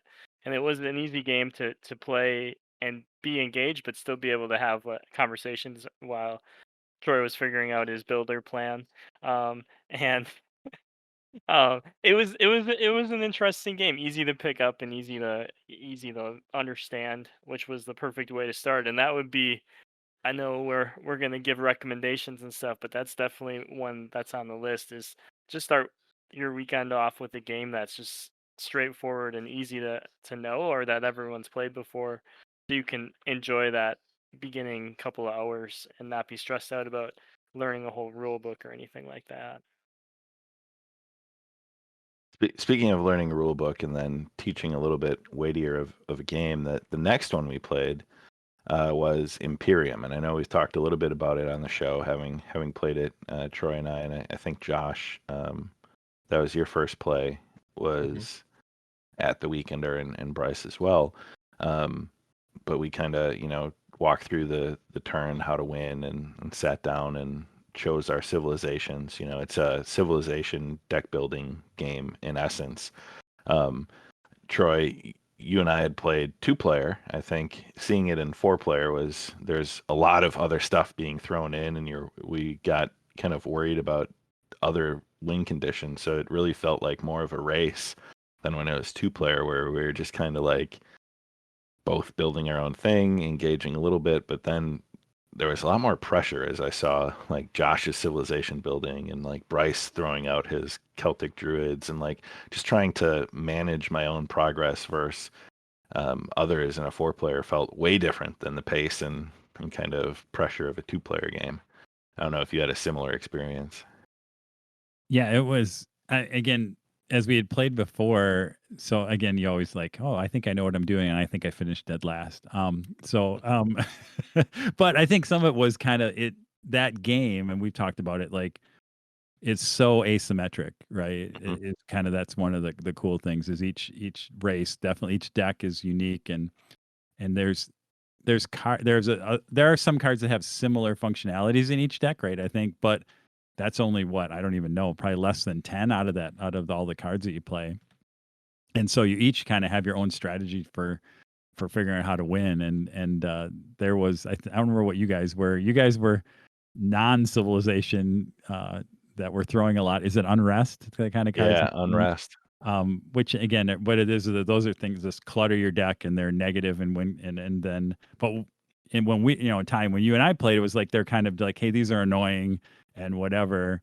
Whereas like Bryce, that was his whole like core of his deck, and actually the win it is that kind of win condition in the game. So I know, like for me, it was almost managing that piece of it ended up being like my big focus, which kind of ended up totally derailing my engine, which is why I never, even though but I was trying to like, we need to get to the end, because I just can't survive like the unrest, but I just never scored any points along the way along that. But I think it just kind of showed that the really interesting part of that game, which is the asymmetric part of it. And this was the 4 that we picked, right? Next time we pick a different 4, or even a different 2 out of the 4, you're going to get a completely different interactions. So it's really a game that you're gonna there's kind of like, I think I know how it works, but you gotta so much react to what are the other decks that people are playing, and what are their strategies, and how are they going to interact. So Josh and Bryce, first time in, obviously more complex than Lords of Waterdeep. What were your guys' thoughts on Imperium and how it played, and enjoyment level playing it?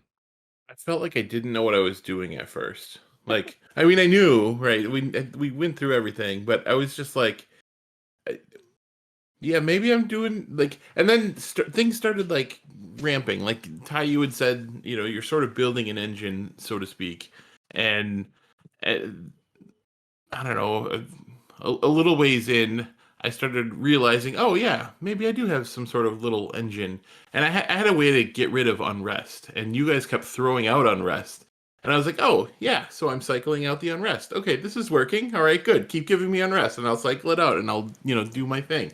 And it was kind of interesting to see.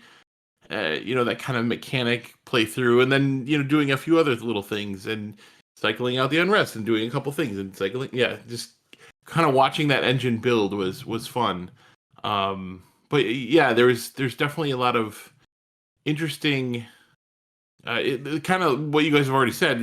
Having other races, other decks playing I could see would be a totally different experience game to game. So yeah, definitely a lot of replayability. And even playing the same, like each card or each civilization has two sides of the card. That's like your ability, your faction, or Your your state card, yeah, yeah, and or nation you card, could yeah. pick one side or the other, and even just making the other choice really changes the way that individual deck plays. So it's like there's a ton of or difference between the 17 or whatever nations there are, and then even in those individual nations there's two completely different ways to play it. So I agree with Josh that at first it was like, what on earth is happening, and it took a couple of turns to really get it. Like, should I just be constantly playing this card, picking it back up, giving you more unrest, or is it too soon for that? And then there's like a moment where it all kind of starts to click, and you're like, oh, this is the way it should go, and you start to get in this rhythm. And I would love to play that game again, especially now understanding a bit more. The more I look back on it, the more I really really like the way it functions, and think it can be a lot of fun, and even more so when you really understand what you're doing and you know the goal you're going for. Then we stayed with the card game theme, and it was Friday night, so we really kicked it in the Friday Night Magic. We didn't really play much Magic, but we drafted. So I had brought a box of the Forgotten Realms boosters. We did 4 packs per person, because with a few guys that hadn't really maybe ever drafted or hadn't played Magic in a while, and Josh and I are fairly casual um, in our Magic these days. Just helps have a little larger pool of cards to select from. And we spent the next hour or two passing around packs and kind of creating our decks. We might have got like one practice game in, but it was getting pretty late in the night, so we kind of paused on our round robin Magic the Gathering event till the next morning. But that was fun that night, cracking packs, seeing what we got, finding what cards are in there, just kind of talking through, waiting on stacks to build up by Troy before he'd pass them on. And what, 3 of us Yep. decided to go what was it, white green? White green. Yeah. White green. Oh, Yeah. it ruined me. It ruined me. Oh man. I didn't see it happening. I'm usually pretty good about recognizing cards being gone, and anyway. I would certainly do that again, though. Yeah. Get the Forgotten Realms and maybe mix in some Kaldheim, the Viking set, and it was a lot of fun just to open the packs, pass them around, kind of see what came out. Yeah, and that was that was probably the first draft I've ever really done. I think I've watched people draft and whatever, but I hadn't ever like played, and because it wasn't, I don't even know if draft was a thing back in the 90s when I actually played. And so I enjoy, but again, that old, like the endorphin rush of just opening packs and seeing new cards, was a lot of fun. And then this lucking out in that everybody was doing kind of white. You could kind of tell, I don't know, about halfway through, I think we figured out a lot of people were doing white. I don't know that we all then realized that it was actually doing white green, Right. which I think actually helped. Like, I think we then all had probably a little bit maybe weaker decks than would have worked out. So, which probably helped me, because then I didn't have to be so competitive or actually know what the hell I was doing. So. Yeah, it certainly made me feel like I was doing something wrong as I'm looking at all these red and black cards, and I'm like, oh, that'd be cool. Should I take this one, or this one? Well, that one's probably not going to make it back. That one probably won't either, but this one looks cooler, and I took that. And every time I had that discussion with myself, the other 3 cards I wanted were back the next time. And I'm like, huh, Am I doing something wrong? And then once we had our drafts, added the land, sleeved them up, we went to bed for the most part. I think that was kind of 2 a.m. or so, and we said, all right, let's call it here. And then we, after breakfast, kind of sat down at the table and played 3 games. So played each other all once, and then rolled a d20 to break ties for first and for third. I think there Yep. was 2 of us were 2 and 1, and 2 of us were 1 and 2. So we rolled a d20 to break the tie instead of playing a 4th game on Saturday morning. But it was fun. The games didn't take too long. It was a nice way to start the day off. I just remember, the ups and downs of paper Magic, where you get no land and then no land and no land, or you get too much land and you have to mulligan because you have 6 land and 1 card. Like, seems to always happen for me in paper, whereas I feel like Arena intentionally doesn't do that to you. Like, I can't prove it, but it feels like the random number generator in Arena seems to balance out your We draw always throw a at you little at bit least 2 better. lands. Yeah. Yeah. So, anything from playing the games, having not played Magic before, or not played Magic in a draft. I mean, it was just a fun kind of light starter to the day. I don't know. Yeah, I had a blast. I always like playing Magic, so and drafting Forgotten Realms I think was really fun.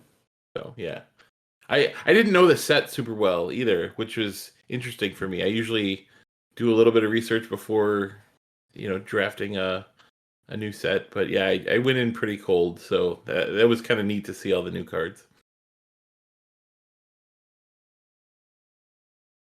After Magic, it was kind of the beginning of, I think, what we would call Miniature Saturday, because we set up the table for Crisis Protocol, ate some lunch, and then came back and just divvied up the models that we had in the 4 teams of superheroes. Kind of picked a scenario. We played without the team card, so we did kind of a strip down, so we get more of that brawl feel of it versus real crunchy tactical skirmish. Played towards the objectives though, but ended up just being kind of a fight in the middle with a few pockets of conflict elsewhere. But Josh had the die-cast police cars, and we had some of the city terrain, and then some buildings. So we had a nice little 3x3 kind of board set up to play on, and we kind of had themes for some of the teams. At least put a few heroes together that I think, like, we put Venom and Spider-Man together, and the Hulk and Black Widow, and I had Killmonger, Wolverine, Sabretooth, and somebody like, and then Deadpool and Punisher were together. So it was kind of like pretty fun teams. Yeah. Bryce and I had played Crisis Protocol previously, and we're a little more familiar, so kind of taught Troy and Josh the general turn order and how it went. But what did you guys think about Crisis Protocol as a game, and as an experience on that Saturday with everything painted and the terrain, and it looked cool. I remember taking pictures, pretty cinematic on the table. Yeah, I mean, I would actually go with I thought it looked like the board was amazing and the setup, and I think there was just some really really cool pictures, which is what you really want with a miniature game, with some of that. And I hadn't played, so it was interesting around learning them. And I like the like, again, I know we didn't have all the rules in play with the team cards, but I thought it was pretty streamlined, even with 4 people. Like, I think it went pretty fast, and once you get your hang of it, of how, kind of right, you have the little moving templates, right? Kind of like the old gauges, gauges, which was interesting. I think that helps made the movement pretty simple and moving around, and it was kind of fun. I mean, I got beat up, but I think I'm blaming the Hulk. He kind of underperformed, or else I put too much faith in him. Black Widow was my hero, but then Bryce kind of stabbed her to death. I can't remember. Oh, what was it? Deadpool? It was Deadpool cutting heads Yeah, off. Yeah. Deadpool was a little bit. Yeah, he was a little bit crazy. Had nothing on Killmonger. Yeah, Killmonger. Yeah, was that's right. crazy. Yeah, Killmonger. Those were the heroes, I think. Wherever they were definitely the strong players on the table that day. So, yeah, I don't know. The Hulk, he looks big and green, but I don't know. He liked to whiff, roll a million dice, and then he'd roll a million dice and not get any hits. So, but that's kind of that's kind of always the MO with 8-sideds. I think they kind of they can be swingy. I also love that we kind of role played it a little bit too, like different scenarios going on in different pockets of the board, and kind of talking trash to each other. It was fun. I also think I'm not certain if there's 4-player rules. I think it's only 2-player rules in the core. Yeah. And we just made it work for 4 people, and it felt perfect. Like there was no real issue with it being 4-person, which I thought was cool for the game. And I just love how simple the game is to play, and you just get to smash your heroes into each other. And I think there's something awesome about just a game like that, where it's fun and it's kind of goofy, and you can get serious with it if you want, but it's just a fun way to roll dice and make it look cool. One thing to that point, looking cool, it also feels cool, like the way the powers work, and the way that each character has a truly unique thing they do. Like everyone's powers may ultimately do similar things, but they just feel like they captured the sense of those heroes or those villains well in how they play on the table, and that made Crisis Protocol a really fun game. It's pretty cool. It's actually getting a pretty decent competitive scene, like at events, and I know in England, and there's it's getting more people playing it. I don't want to disparage, AOS. That was my baby, but like there's a desire not to play 5 games for me, like in a tournament, but I could see going and playing 3 games at Crisis Protocol.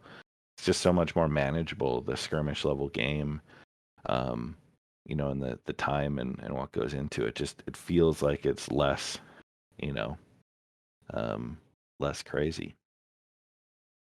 And then after Crisis Protocol, we led into Frostgrave. So we had talked a lot about kind of our road to the Weekender and our Frostgrave hobby progress, but I think we're gonna have to find a way to get some pictures, because once the warbands were out and the table was set, it looked awesome. Like Crisis Protocol looked cool and cinematic, but Frostgrave, like with the painted minis and the fully decked out, packed in terrain, like it had the look and feel like that Frostgrave is supposed to. So we went from one kind of action-packed skirmish game to another skirmish game. I won't disparage it. It felt like it took 6 years to play. I think the mistake we made was playing a 4-person game. We should have played one. We could have honestly played 3-1 or two Two-player person games, yeah. in the amount of time it took for us to play a 4-player game, and we all probably would have been more engaged. Yeah, it does get or did you? Yeah, I think that's and I enjoyed it. I even though I know it kind of like it might have been a little long. I think I enjoyed it. It had the elements that I remembered from Frostgrave, where you had these crazy events that happen, kind of cinematic things where the wizards are trying to pull stuff off, and people are getting kind of one-shotted across the this. All the really kind of cool stuff. I think you kind of have to. I think there's a mindset around Frostgrave that try. One of it is just you try crazy stuff, and that crazy stuff is going to happen to you, and you can't you can't be overly assume can't be overly competitive with it, because it has such the 20-sideds give such a range, and there's a lot of swinging. And I was gonna say there's that. We talk about a D8 being swingy in Crisis Protocol, but my God, does a D20 in a miniature game swing things drastically. Right. And you just, and I think, anyway, I had played before and enjoyed. So I think I was kind of ready for that and kind of know that was coming. And some of that, and also and I think that also the board, right? I think that's something we could look at about. The board was awesome, whatever, but should we even had more terrain maybe packed on it? Because I think, as we saw, people with some of the archers and melee, missile ranged weapons can have, that's pretty powerful because you don't have the, you can kill without having somebody swing back at you, or take damage, right? And you can kind of see the power of that, and that, but that, if you kind of know that, right, then it's how do you balance on some of that? So, so I think that's one of those ones where I think I really enjoyed it, but there's definitely some things you can kind of tweak in Frostgrave around, and I do like the multiplayer, because I think having a bunch of people going for the treasures and things creates some really cool dynamics. It's just like, how do you, in any miniature game, any miniature, especially where you have whatever 3 or 4 rounds inside a turn, right? You have the wizard, apprentice, and then everybody else, and then we didn't even do monster phases, right? I think because you have these turns that take a while, it can kind of take a little while, and especially and as we were learning the game too, I think there's some of that. If people kind of knew everything about their war bands and the spells and so forth, so Frostgrave was, I had fun, but it might have a little bit overstayed its welcome in terms of that. But the problem is, you have to get, in order to get to some of the really cool moments, those happen at the end, right? Where it's like getting that last treasure and getting that last thing. So it's like you almost have to get to that point of 4 hours in, of where we all have one guy left and we're trying to get somebody's trying to get that last treasure to really make a difference, right? So some of it is, how do you get to those moments a little sooner, maybe? And I think the hard part was, I think we were all a little brain burned by that time, getting to those moments. So especially when an archer is sitting on a balcony and can pick off like a third of the board, it gets a little, it's a little much. I kept dying, and I think I was last in sports in Frostgrave because I was in a pretty pissy mood for the first 2 hours of the game. That got progressively worse as I continued to drink more because my warband was being whittled down to its last man for 5 hours. I can see Frostgrave, I think, as a campaign being a lot of fun, and I think that's really the element that would draw me in to that game long term, is to actually get the narrative going and do the campaign. I think as a one-off, it's tough because you don't get that connection and that story, and then it is a swingy game. It's not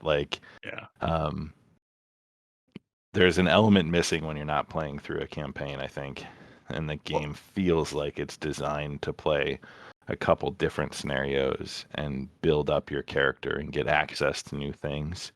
But we did have some really cool moments, like summoning a demon and then having it remove control and losing my demon and turning on me all in the same turn was pretty fun. Well, and also, bad, but it was fun. But it created a cool moment for sure. Yeah.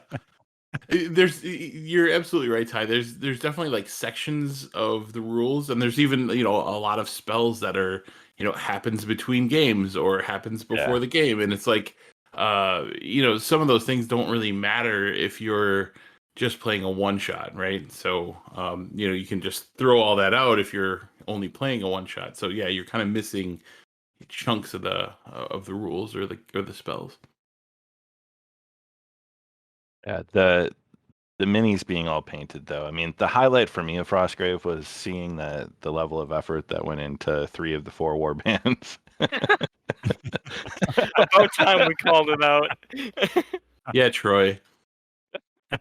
There's one person on this podcast that went and purchased pre-painted Wizards of the Coast minis. No. I had them. I was being resourceful. I did paint my wizard, and he looked pretty good. I'll say that. Yeah, and you put all that effort into those black marble bases. Yeah, right. They looked great. I mean, if we were, I thought we were playing on a black marble surface. That nobody told me what. I thought it was a big it was black fake marble marble room. too, made out of just plastic. Right. That's what I was told. But Bryce had really well painted, cool dwarfs from it looked like a 3D printed line that you found. And Troy, you went into the Bones minis and painted up your all female, named from various singers in metal bands. Yes. The theme was there. It was a lot of fun seeing the war bands come together and be on the table. So that was Frostgrave. I don't even know if someone finally made it off with the treasure, or we just. I can't remember if it was it Bryce in the end, because it was something like Josh actually had the lead, Mike. I thought most of the game, and then kind of at the end, Bryce came and I think you shot my poor apprentice in the back as she was trying to stumble off the table. No, someone else shot her in the back. Oh, I think Coop did, and then I just scurried on over and scooted right off the board. I played Kingmaker at a huge distance. I knew I couldn't get it, but I was like, yeah, let's end this quickly because I'm done. Let's kill somebody. And then I think the intent had been to play Kemet, Blood in the Sand, last, but we kind of ran up against late at night. We were looking for something still to play. So I had brought Fort, which is another deck builder game where you're literally a kid trying to build the coolest fort and get your friends to hang out in your yard. And there's some really cool mechanics of how you get friends and what they do, and your backpack that you fill with pizza or toys to upgrade your fort. And that felt like a pretty fun game, especially considering how tired we were and how late it was. That's a game I would gladly play again, though, I think, because it had some cool mechanics to it. I don't know what you guys remember of Fort, or if it was too late at night, but any thoughts on Fort? No, I like the coaxing kids to your fort with your cool stuff, and like having other kids on the auction block, so to speak, right, and stealing other people's kids. And I think that was kind of a fun mechanic, and they all had interesting names and abilities and stuff. So it was cool. Yeah, I enjoy it. I think there was that theme there, but that one mechanic of where you had to think about what you were gonna expose. Like, it's one where you're like, oh, I'm gonna keep these, but these ones I have to kind of like expose that somebody could steal. Then they may come back in your deck, or they may not. Like, just that mechanic was kind of. You got to leave them in your yard if you don't use them. If they didn't get played, anything that gets discarded goes to your yard. And then it's got to make it around that turn. And when you recruit friends, you can take from the deck in the middle, the market, or anyone else's yard. So it's kind of looking to see what came out and what was made available, and then stealing from your neighbor or or drafting from the middle. Yeah, because I just thought that mechanic was unique, because it was something like, if you had an engine where it was like one turn you played these cards, and then the next turn, they built on the next turn. They're like, you were basically exposing those cards that you might have needed for your engine for a turn, and they may, and somebody else may notice that, and oh, that's kind of cool, and go away. So that's what I took away from that, with remembering, Rob, was just that really kind of interesting mechanic that you hadn't really seen before in a deck builder. Yeah, that definitely happened to me. You guys remember all that? I barely remember playing the game, and you guys remember all these things about it. My goal was to make the smallest deck possible. I think I had 6 cards in rotation, so that I just could remember those 6 things and do that. And I struggled. So all this is like I'm learning the game again by hearing you say all these things. Well, it's funny. I had an engine just like Troy was saying. I played these couple cards, and then I played the next couple cards, and I had to expose the a few times. One time, like, partway through the game, it got blown up, and then I had to kind of start over again. So yeah, it's interesting. That was kind of the core games. There were a few other mini games that got played. yeah. I think, Josh, you brought the hook is like ring toss, but the rings were on a string, and you tried to pendulum it on to get hooked onto the ring, and then you moved a little marker up and down the row as you advance to try to get ahead of your opponent, because you're playing head to head on this like weird contraption. I don't know if you want to talk about where you got that, or Yeah, no, why you brought it. because it's awesome. No, I saw it. It was around the time you were booking the Airbnb. No, I take that back. It was a long time before that. But around the time you booked the Airbnb is when I got it in the mail. I had seen it on something, and I bought it on some guy's Etsy, like forever long ago, and it finally got delivered when we were talking about doing this, and I'm like, oh, perfect. I'm gonna bring this. It'll be something we can do, in between games, or we can kind of do on the side or whatever. And yeah, no, it's just a fun little dexterity, hook the ring on the little hook on the pendulum. So yeah, no, it's kind of a fun little game. Yeah, I figured out the hang of it at some point on Saturday after spending most of Friday night every so often just trying to throw the and going, this is rigged. You've been practicing this.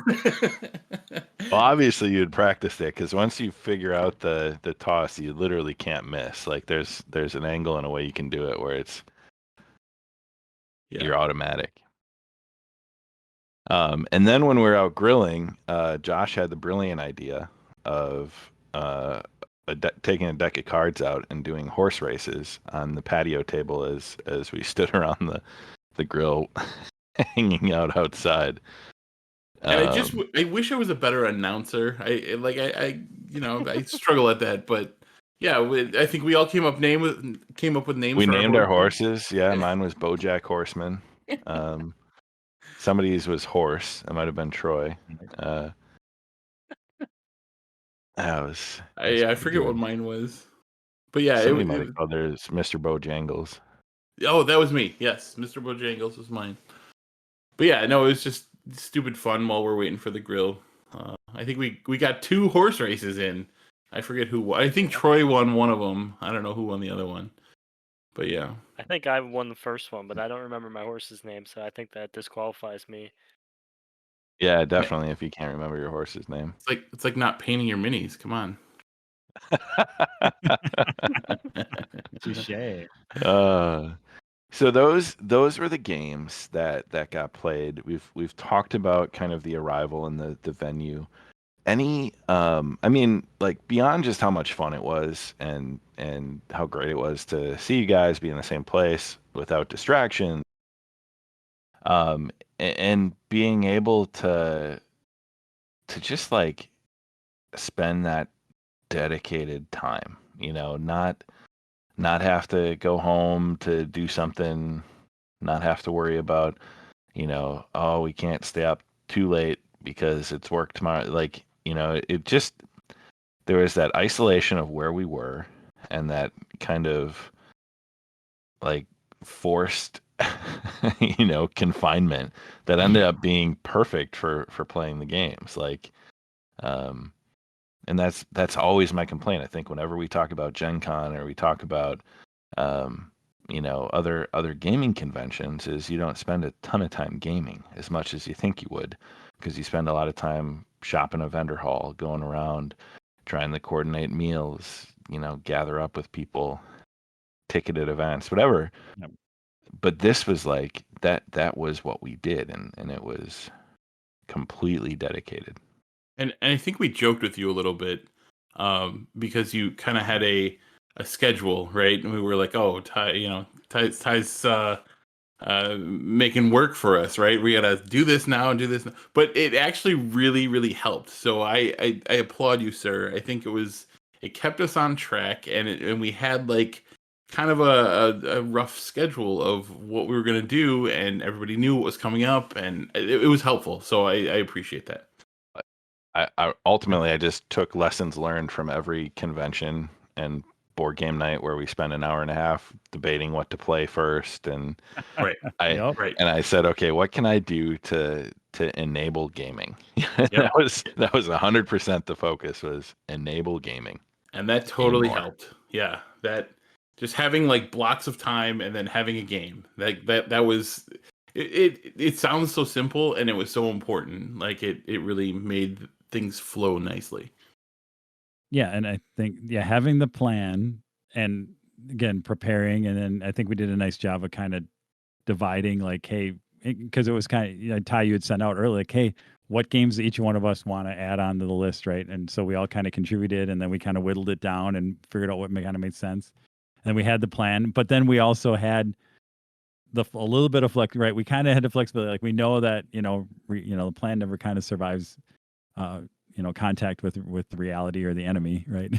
And so as we kind of played, right, we kind of figured out, where do we pivot? Let's not go out for lunch because we wanted to do some time and stuff like that. And we swapped into a couple different games depending on how we were feeling mentally and everything else like that. So I think that was kind of what was cool, is we had the plan, but we also had a little bit of a plan B on some of these things, and know where we could pivot to make sure that we were all having fun during the whole thing. And I think we mentioned the horse race, but that was, I think, and again, I don't know that we planned it, but I think the fact that both nights we kind of did have a dinner where we went outside, we grilled, and that was kind of the downtime, that was kind of the break, where we could grill and eat and kind of relax for a little bit and then go back to gaming. And I don't know that we 100% planned that ahead of time, but and the way it worked out, I think it was awesome around the way we weaved that in. And then again, of course, the venue or the house, the fact that they had that nice grill and the weather also cooperated and stuff like that was cool, just to sit out there. Cause I think that also did give us a little break. So we weren't, cause I think maybe, would we have been able to sit around that table for 48 hours straight? Probably not, but we did kind of unintentionally or intentionally work in a little bit of those breaks to keep going through stuff. Yeah, I mean, it was hands down, without a doubt, better than any convention, any event thing I've ever been to. Like, better than Havoc, better than Adepticon, better than Walpaka. It was everything you want, and then also a vacation with your friends. Like, the combination of those two things, and it was just perfect. Like, I couldn't recommend more to a group of people who game and listen, or a bunch of strangers from the internet that want to play games together. Like, this is the way to do it. I would do this 3 times a year and do nothing else and be happy as a clam, because it's just, it's like you said, as a freedom from distractions. As silly as it is, they call our families or our pets or whatever distractions, but like, we just got to focus on being with each other and playing games. And we could have played Monopoly. Ty would have played Monopoly with us and had fun. Like, it didn't. The games didn't matter. The time together made it special, and like it truly. I couldn't recommend it more, and I sure hope we do it at least annually, if not more than that. Yeah, absolutely. It's something that, I'm already starting to look at the calendar for winter and see where, like a winter getaway weekend could slide in.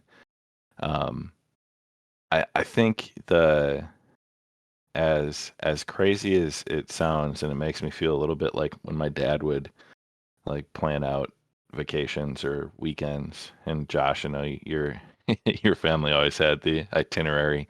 Like, having some structure just made it easier to like get there and kind of understand like the order of what's going to happen, and it cut out so much of the like, what are we going to do next? Let's look at a shelf of 1,000 games and try to pick one to play. And like, it helped. So like, to Bryce's point about better than any other event, like, we kind of we curated our games that we were bringing. We curated our meals, kind of had that, like, everything just was there for us so that we could focus on hanging out and having fun. Bam.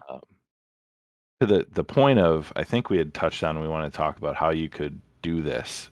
It's really easy. Somebody just has to book a location, get your friends to commit to that time, pick 5 to 10 games that you want to bring with, outline your meals, and go to a play. Like, it's as simple as that. That's the crazy part about how great this was. Total time spent getting ready for it, outside of like painting stuff or hobbying, it's probably just a couple discussions and a couple hours of time, like a shared Google sheet and some notes in our Discord. And before we knew it, the weekend was there. We were on our way and having a blast. Yep. And I don't know. I don't know if you talked about it, Ty. I mean, like, we had a little bit around, why did we pick a place away, right?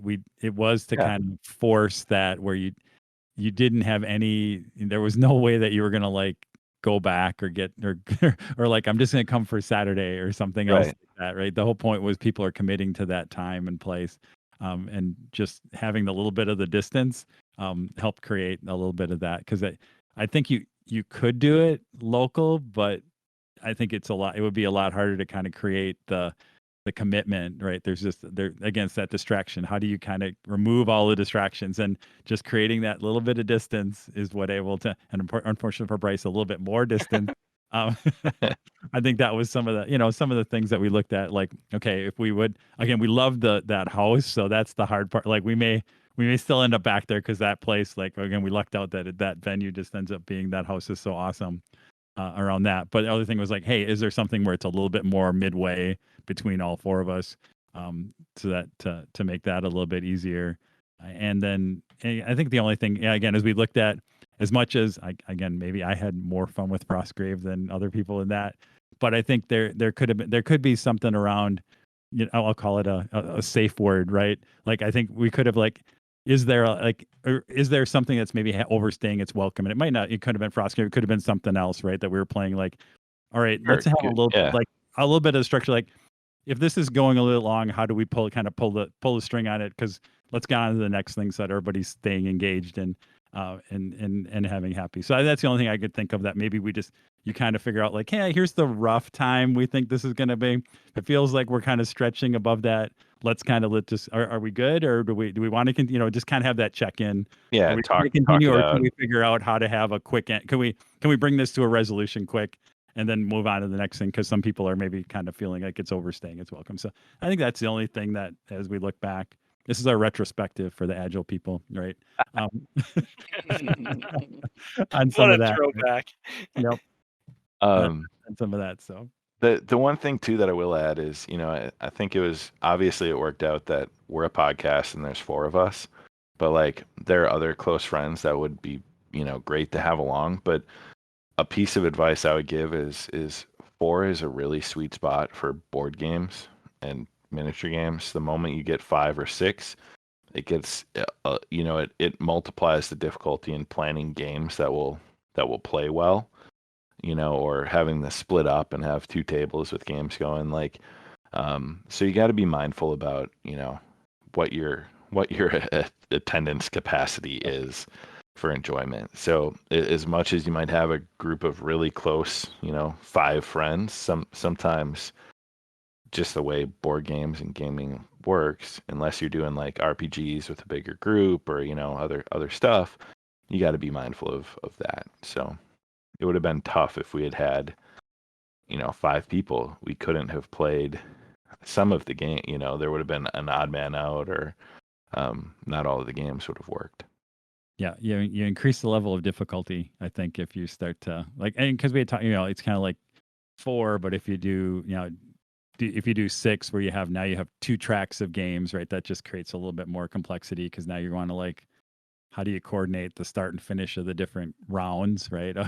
Of games, if you are having 2 different tables and stuff like that. Very, very doable, right? But I think it just creates another level of difficulty around the planning, and you kind of want to have more of a plan, right? How do you continue to coordinate that stuff. But so doable. But yeah, I totally I think we said that 4 just ended up being a really sweet spot. Any final thoughts on before I go over the results and let everyone know the inaugural overall champion of the 2021 Playin and Slayin board game weekender? Any other final thoughts or memories, moments that stood out? One of my favorite moments was Spider-Man in Crisis Protocol, just kind of dodging everybody and carrying like the baby to freedom. Yeah, it's carrying the baby, which turned into a dog, which turned into a child, which like we changed what it was. But yeah, anyway, yeah, it's trying to carry the baby to freedom, and like he had an ability where he could dodge certain attacks, and it just so happened all the attacks that were being thrown at him were those type of attacks, and he was just dodging, ducking, and until he got like far enough away where he could kind of toss it to the next guy. It was just sort of fun. It was totally thematic and totally kind of a Spider-Man-y type move. And I know Bryce hates Spider-Man, but it was totally his, that style. Like he's moving, he's agile, he's ducking, and yeah, it was cool. I thought that was fun. Spider-Man's escape. Bryce, how about you? Any gaming moments or favorite moments other than just the general bliss of the weekend? Yeah, just the feeling of absolute happiness for 48 hours. I can't say it enough. Just go do it. Anyone that's listening, please just do it. Troy, any words of wisdom? I think some of the, I mentioned a little bit. I thought there were some really cool Frostgrave cinematic moments that were doing some cool stuff. But I'll go back. I'm wondering if there was a little bit of a conspiracy because I did beat both Josh and Ty in Magic, and we did our Magic. Yeah. So I wonder if that Sure. was a conspiracy that they could get me back in to do it. But that was just a lot of fun. And I don't want to say just because I won, but it was just it was a lot of like those were great. This is why you play Magic. Like it was cool. They were both. I know Ty, you and I. It was a fun. Again, we're not playing with superpowered decks. These were both kind of weak drafted decks, but it was fun to kind of have the back and forth and Yeah. really fun that we really didn't know who was going to kind of came down. I think to kind of the last thing. So fun playing Magic for the first time in 2 decades. So it was fun. Awesome. Yeah, I just each game had like a pinnacle moment, and for the first time in a long time, I didn't feel like I cared if I won many of the games. Like Crisis Protocol, I was just having fun playing. I didn't care if I won. Like truly, I was paying attention to the score. Fort, same deal, just having fun. Lords of Waterdeep, like accusing Troy being a builder. There were moments in each game.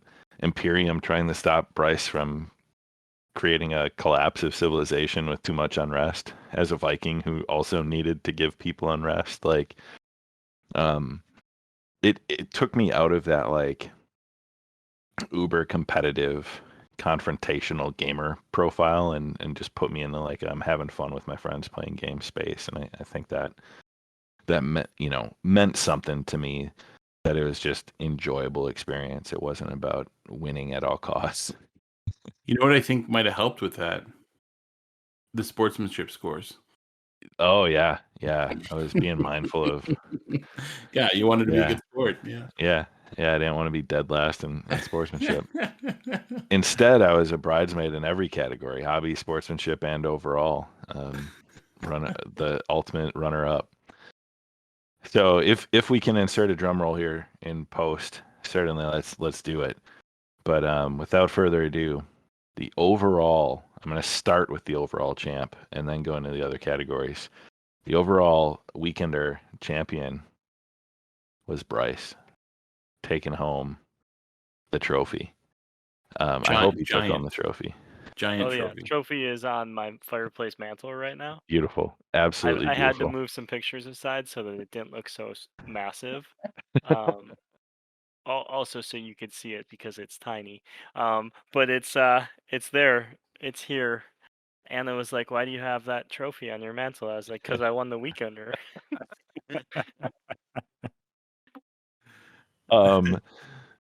The best sport went to Troy Weiss. Obviously, the Bodfather is the best sport. And then Hobby did not go to Josh with his pre-painted D&D minis. That obviously went to Bryce as well because he's the best hobbyist. But everyone got their prizes and their awards.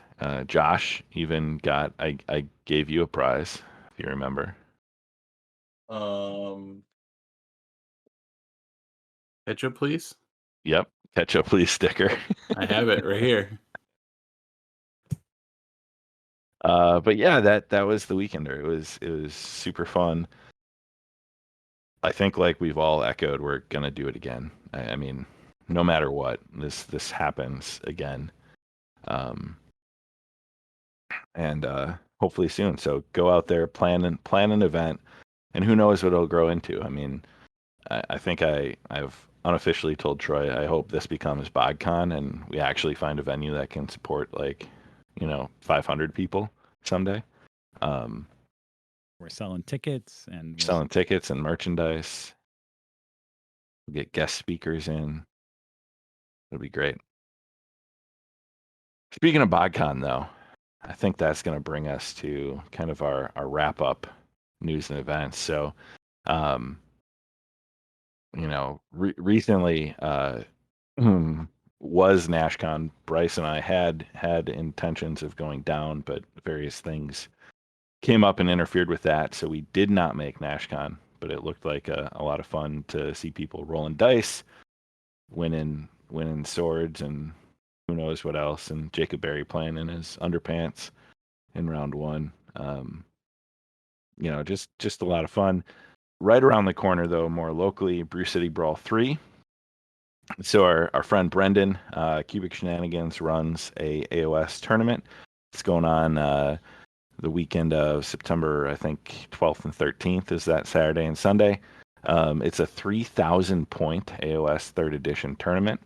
I'm going to be there, potentially be in the ringer, helping Brendan out with a few things, as will Heath and some other guys, Dave Nordstrom, guys from Milwaukee. But that'll be going on. Really cool. Mini Stomp helped out with kind of charity prize pool for raffle. And there's some really cool awards, mini kegs, and other stuff. So there's a Facebook group. I think there may even be currently a spot, or he's moving through the wait list pretty well. I'm sure, even though list submissions out there, if somebody was really anxious and we get this out here before too late, might be able to get on that list and play late. Troy, you're headed to Gen Con the week after that, the weekend of the 17th or so of September, 16th. Whatever it is, yeah. 14th, 15th, 16th, yeah, 16th through the 19th. Yep. Meeting up with Ben. Is Ben flying up? It's going to be me and Ben hanging out for the weekend with, and I think that's it. That's going to be the attend. There's 2 people attending Gen Con, so we're not worried about the crowds. We'll see how. But mask mandate. I saw that required in all indoor spaces. So we'll see how that because we were planning some of that stuff out. So it'll be fun again. And like I said, most of it'll be just me and Ben. It'll be Ben and I's version of the Weekender with a couple thousand other people. So and October Gamehole Con in Madison the same weekend as Dragonfall down in Lake Geneva. Gamehole Con event registration was today. I did not get a couple of special events, but I did get one with Rob Weiland. He's a game designer, and he writes some stuff for like freelance focused on gaming. He's running a Savage Worlds, a Deadlands Savage Worlds edition, like a showdown.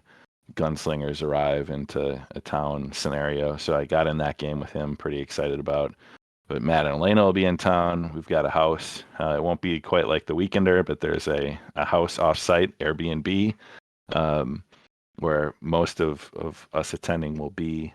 And then I think a few of you guys are doing some split time between Dragonfall and Gamehole Con. But that is coming up sooner than later. I mean, month and a half, month and 2/3 away. Holy Havoc, we touched on in Hobby. That'll be here before we know it.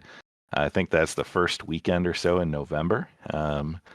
Down at the Embassy Suites in Naperville. Havoc is always a great event Steve puts on.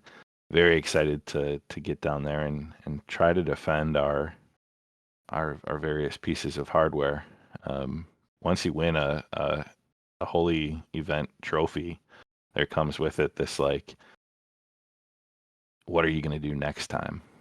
I think we're still like reigning defending champions too.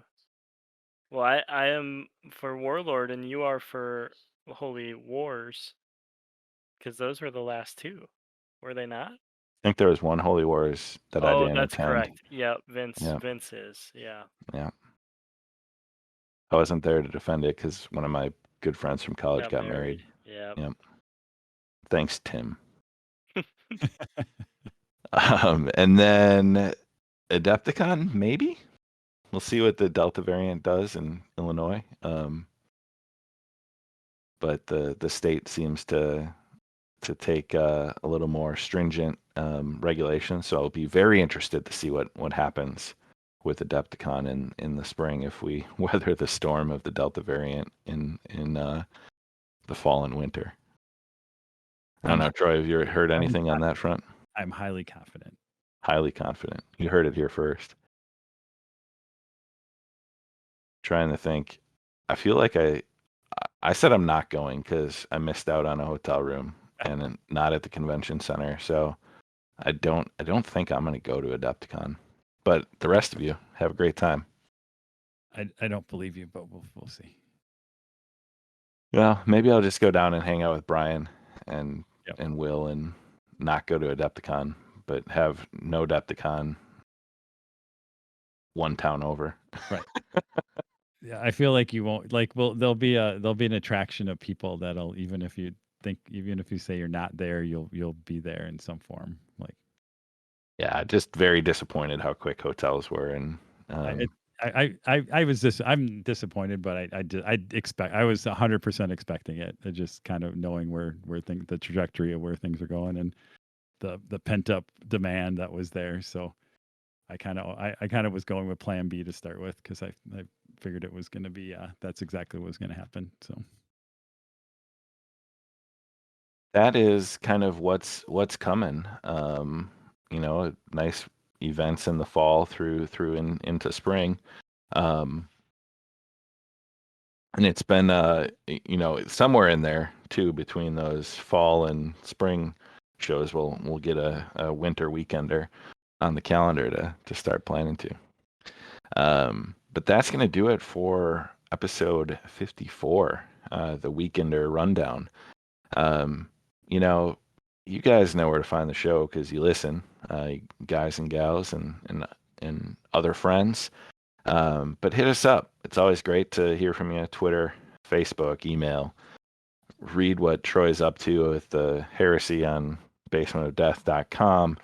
And then email intern@basementofdeath.com with any thoughts, concerns, issues that you may have, because the rest of us don't want to read it. But Bryce will definitely be up for providing feedback and touching base with all of our dear listeners.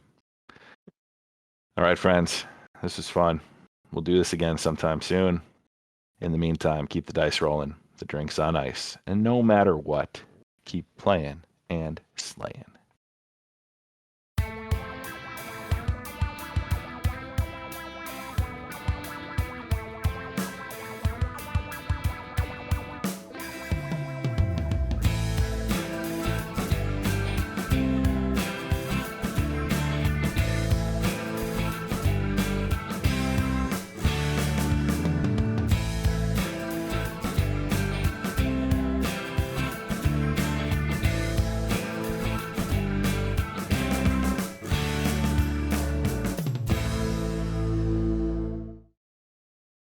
Look at this. And welcome back. It's the Bryce and Troy Show.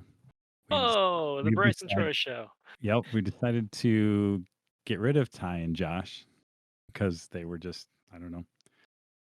That's fair. They were talking too much. So we decided to. So are we continuing the Weekender conversation? Yeah. Or are we starting? Oh, damn. Ty's back. Oh. Wait, he's in his headphones. He can't hear me yet. Oh. Now I can. Ty's back. It was the Bryce and Troy Show. We were starting to spin off. Oh, go for it. I've been saying I want to retire for 22 episodes, so